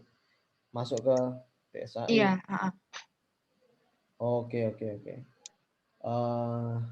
Ya kalau itu sih, kalau kamu sudah punya datasetnya, misalnya ada mahasiswa yang sudah lulus di Ubaya di Teknik Informatika yang mengambil topik DSAI dan dia sudah lulus, kamu bisa dapatkan nilai-nilai dari histori dia mengambil mata kuliah apa, nilainya berapa. Itu bisa dijadikan data training buat nanti memprediksi kira-kira apa topik yang paling cocok untuk saya sebagai siswa misalnya ya, mahasiswa mau menentukan topik mana yang paling sesuai. Nah, mungkin tantangannya adalah jika siswa tersebut punya nilai 4 IP-nya. Kalau IP-nya 4 gimana? Kan pasti dia otomatis ya ngambil topik apapun juga bisa, boleh gitu kan ya. Tapi lebih ke prefer kemana? Mungkin tantangannya di situ. Ada area abu-abunya. Kalau misal memang nilainya dia bagus di DSAI, tapi hatinya suka untuk masuk ke topik NCS. Nah, itu yang mungkin tantangannya seperti itu. Ada atribut yang perlu kamu gali lebih dalam mengenai kira-kira gimana sih yang paling cocok untuk menentukan topik tugas akhir. Tapi kalau atributnya cuma nilai, ya boleh-boleh saja. Cuma tantangannya gimana cara memberikan advice atau memberikan decision jika siswa itu nilainya bagus semua atau jelek semua. Nah, kayak gitu. Misalnya nilainya IP-nya 4, IP-nya 4, dia ngambil apapun kan boleh-boleh saja. Nah, itu yang lebih cocok kemana? Nah, itu yang mungkin yang perlu dianalisa lebih lanjut. Analisis lebih lanjut ya. Kalau yang lain mungkin selain Juan sama Anastasia, misalnya Rizka topiknya apa untuk tugas akhirnya? Saya masih bingung sih Pak sebenarnya untuk topik akhir. Dari kemarin ganti-ganti terus. Yang pertama saya mau kayak translator gitu. Translator ke bahasa daerah gitu. Oke, translator ya. Jadi bahasa Indonesia ke bahasa apa? Pengennya bahasa daerah Jawa atau kalau Jawa kayaknya sudah ada ya di Google Translate. Iya, yang di Google Translate bahasa Jawa sudah ada. Kalau ini saya maunya bahasa Bali, Pak. Oh, bahasa Bali. Bahasa Bali belum ada ya kayaknya. Iya. Kalau Iya, kayaknya belum. itu nanti kita pakai RNN ya, Recurrent Neural Network. Itu nanti kita pelajari setelah UTS sih. Tapi nggak apa-apa, nanti seiring berjalannya waktu mungkin nanti kita bisa pikirkan ya. Translator. Kalau translator pasti kita butuh data yang banyak. Nah, kosakata itu banyak sekali ya. Kalau bilang saja di bahasa Indonesia, kamus itu tebel kan ya. Datanya juga cukup banyak untuk merepresentasikan kata tertentu. Jadi tantangannya mungkin untuk mengumpulkan datanya ya. Bahasa Bali itu kan banyak ya itunya. Apa namanya? Kata-katanya ya. Saya juga kurang tahu kalau bahasa Bali itu gimana. Tapi itu nggak masalah. Selama kamu punya datasetnya, kita bisa selesaikan dengan deep learning sebenarnya. Kalau Abed sudah punya topik? Ya sudah Pak. Topiknya apa? DSAI juga atau? Saya berhubungannya sama data mining Pak. Oh, data mining. Apa? Topiknya mengenai apa? Rencananya sih implementasi data mining untuk penjualan smartphone dengan menggunakan algoritma a priori, Pak. Oh, a priori. Oke, a priori lebih ke arah pattern sebenarnya ya. Kayak market basket analysis, tahu ya itu ya. Jika orang beli susu sama beli roti pasti dia beli selai, ya kan? Jika orang beli susu sama popok bayi, oh berarti juga pasti beli susu bayi. Ya, a priori cukup simpel sebenarnya untuk itunya apa namanya algoritmanya, tapi untuk melatih datanya itu cukup lama karena a priori itu butuh memori yang banyak. Dia akan mempelajari berbagai macam kemungkinan pola ya dari tiap transaksi kan ya. Oke. Kalau Helmi? Iya, Pak.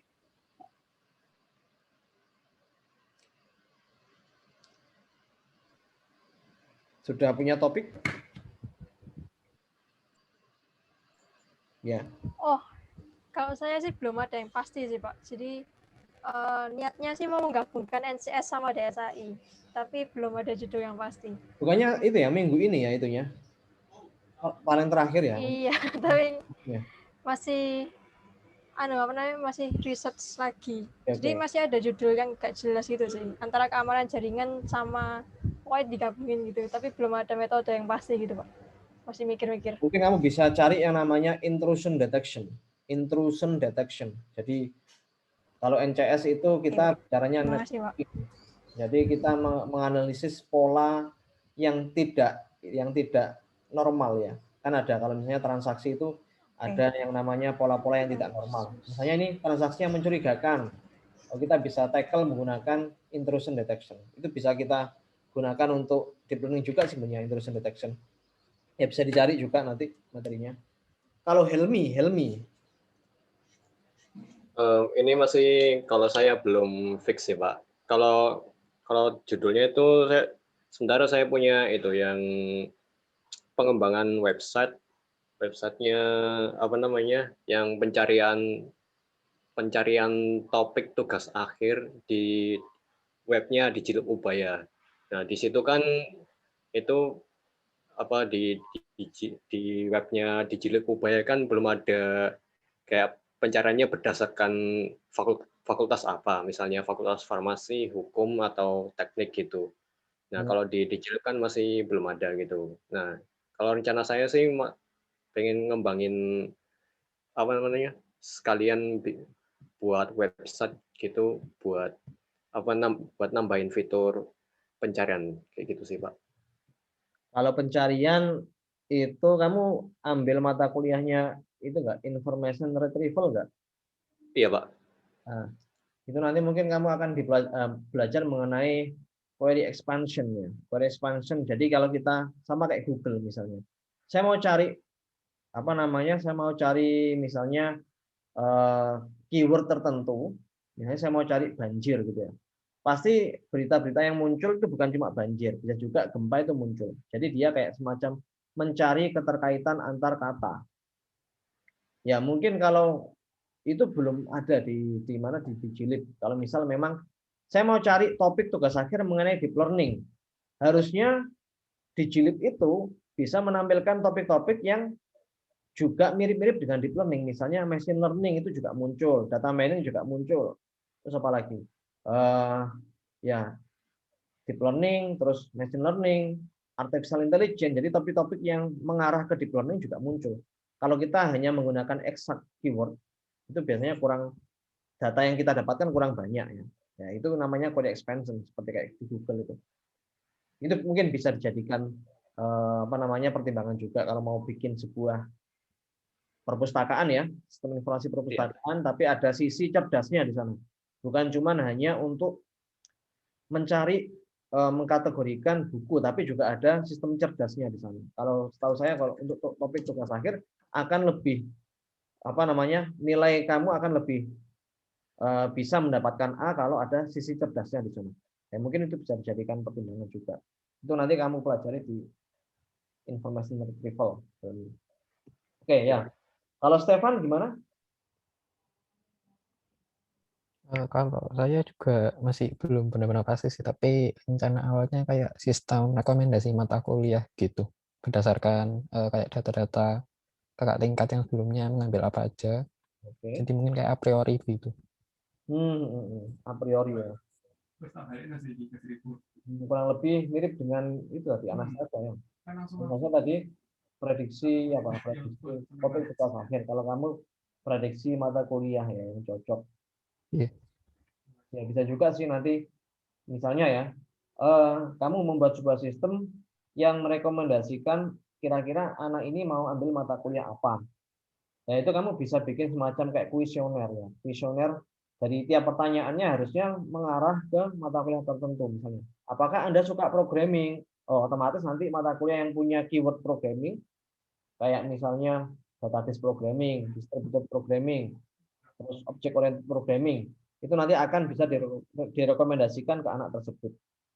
Seperti itu. Mungkin kurang lebih seperti itu. Saya mikirnya kayak gitu. Ya, mungkin bisa dijadikan itu juga.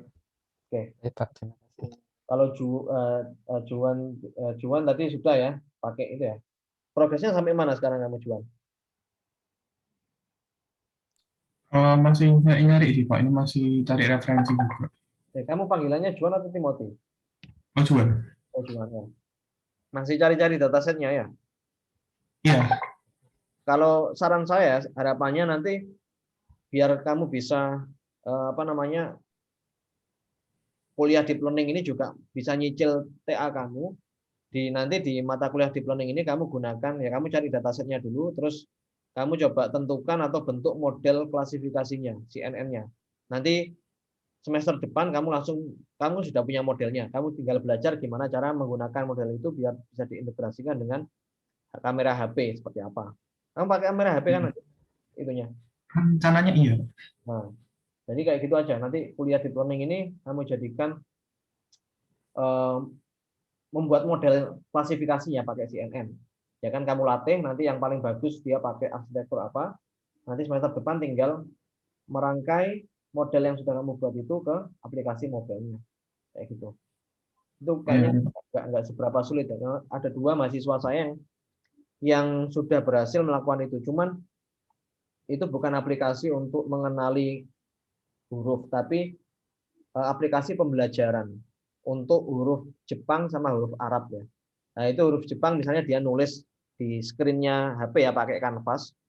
Dia nulis misalnya huruf hiragana itu kayak gini. Ya, itu nanti apakah sudah benar atau enggak. Nah, kalau yang mahasiswa saya kemarin kayak gitu. Tapi kalau nanti kamu mau pakai kamera HP ya kamu harus belajar gimana cara integrasi ya. Nanti foto pakai kamera HP, karakter tertentu di huruf Jawa, nanti bisa tinggal panggil model klasifikasi yang sudah kamu buat, nanti bisa langsung keluar labelnya. Oh ini huruf Ho, ini Hono Coroko kayak gitu.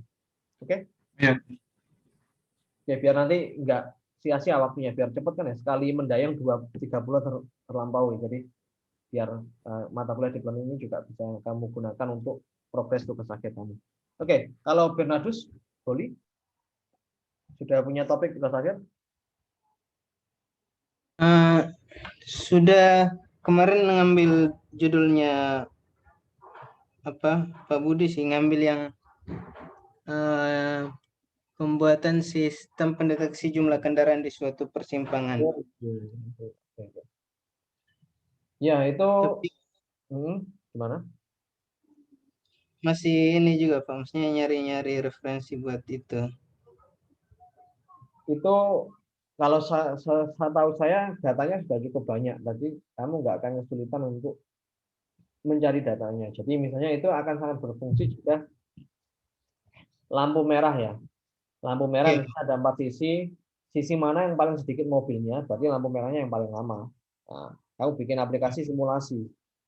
Walaupun memang nggak harus diterapkan benar-benar di perempatan lampu merah, tapi kamu bisa membuat simulasi, aplikasi simulasi. Jadi kayak ya bentuknya kayak game misalnya kayak gitu.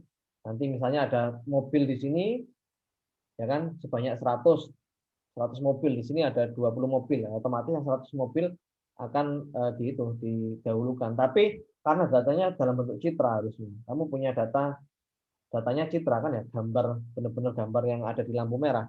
Atau mungkin kamu bisa ambil datanya dari itu SITS. Kamu tahu SITS? Enggak Pak. Coba di searching di Google. SITS itu kayak kamera CCTV yang ada di Surabaya, kamu bisa akses ke sana. Punyanya di sub gitu Pak atau? Ya betul, punyanya di sub. Itu ada aplikasi mobilnya. Itu malah enak itu. Kamu ambil datanya dari sana. Tiap ada mobil, ya kan di perempatan kamu screenshot aja di HP kamu. Kamu udah dapat datanya. Di Surabaya kamu bisa akses malah. Iya. Nah, itu saran saya sih. Nanti bisa digunakan atau enggak terserah ya. Oke, kalau Mirella, Via, gimana? Sudah ada? Saya sebenarnya masih bingung soalnya saya sudah coba hubungi dosen pembimbing tapi masih kayak diskusi topiknya gitu. Jadi kemungkinan buat aplikasi buat memprediksi jumlah produksi. Nah itu untuk metode itu saya masih bingung pakai apa aja. Karena kalau pakai fusi itu dia harus input, jadi sama aja kayak jadinya itu bukan prediksi gitu Pak. Kalau pakai regresi itu juga cuma variabelnya kan terbatas, biasanya cuma penjualan. Jadi saya masih bingung pakai metode apa yang enak. Oke. Ya, itu case study-nya di mana itu? Produksi di pabrik apa? Sudah punya bayangan?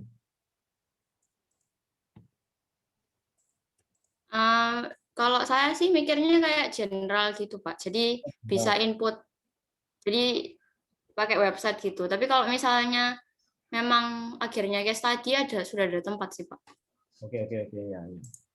Ya itu bisa juga, itu sih menarik juga karena memang mungkin jumlah produksi itu sangat berpengaruh ke decision ya, kira-kira bulan depan saya mau memproduksi barang apa. Tapi kalau memang bisa untuk semua perusahaan bagus. Tapi kamu bisa menentukan ini berlaku untuk semua perusahaan, kamu harus punya minimal ya beberapa perusahaan yang mau dijadikan percobaan case study.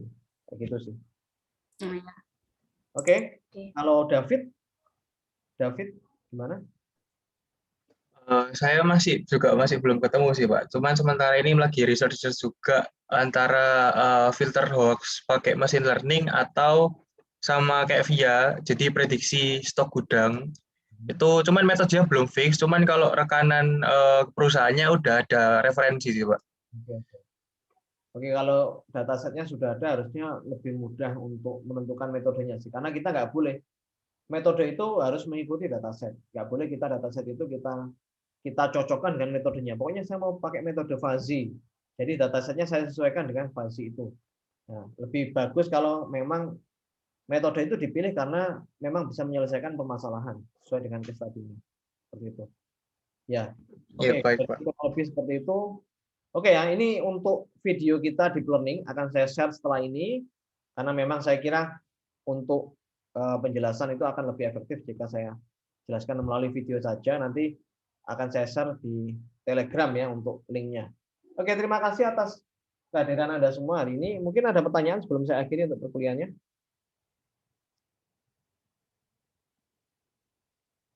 Oke, nggak ada. Kalau tidak ada, saya akhiri ya untuk perkuliahan kita hari ini. Terima kasih atas kehadirannya.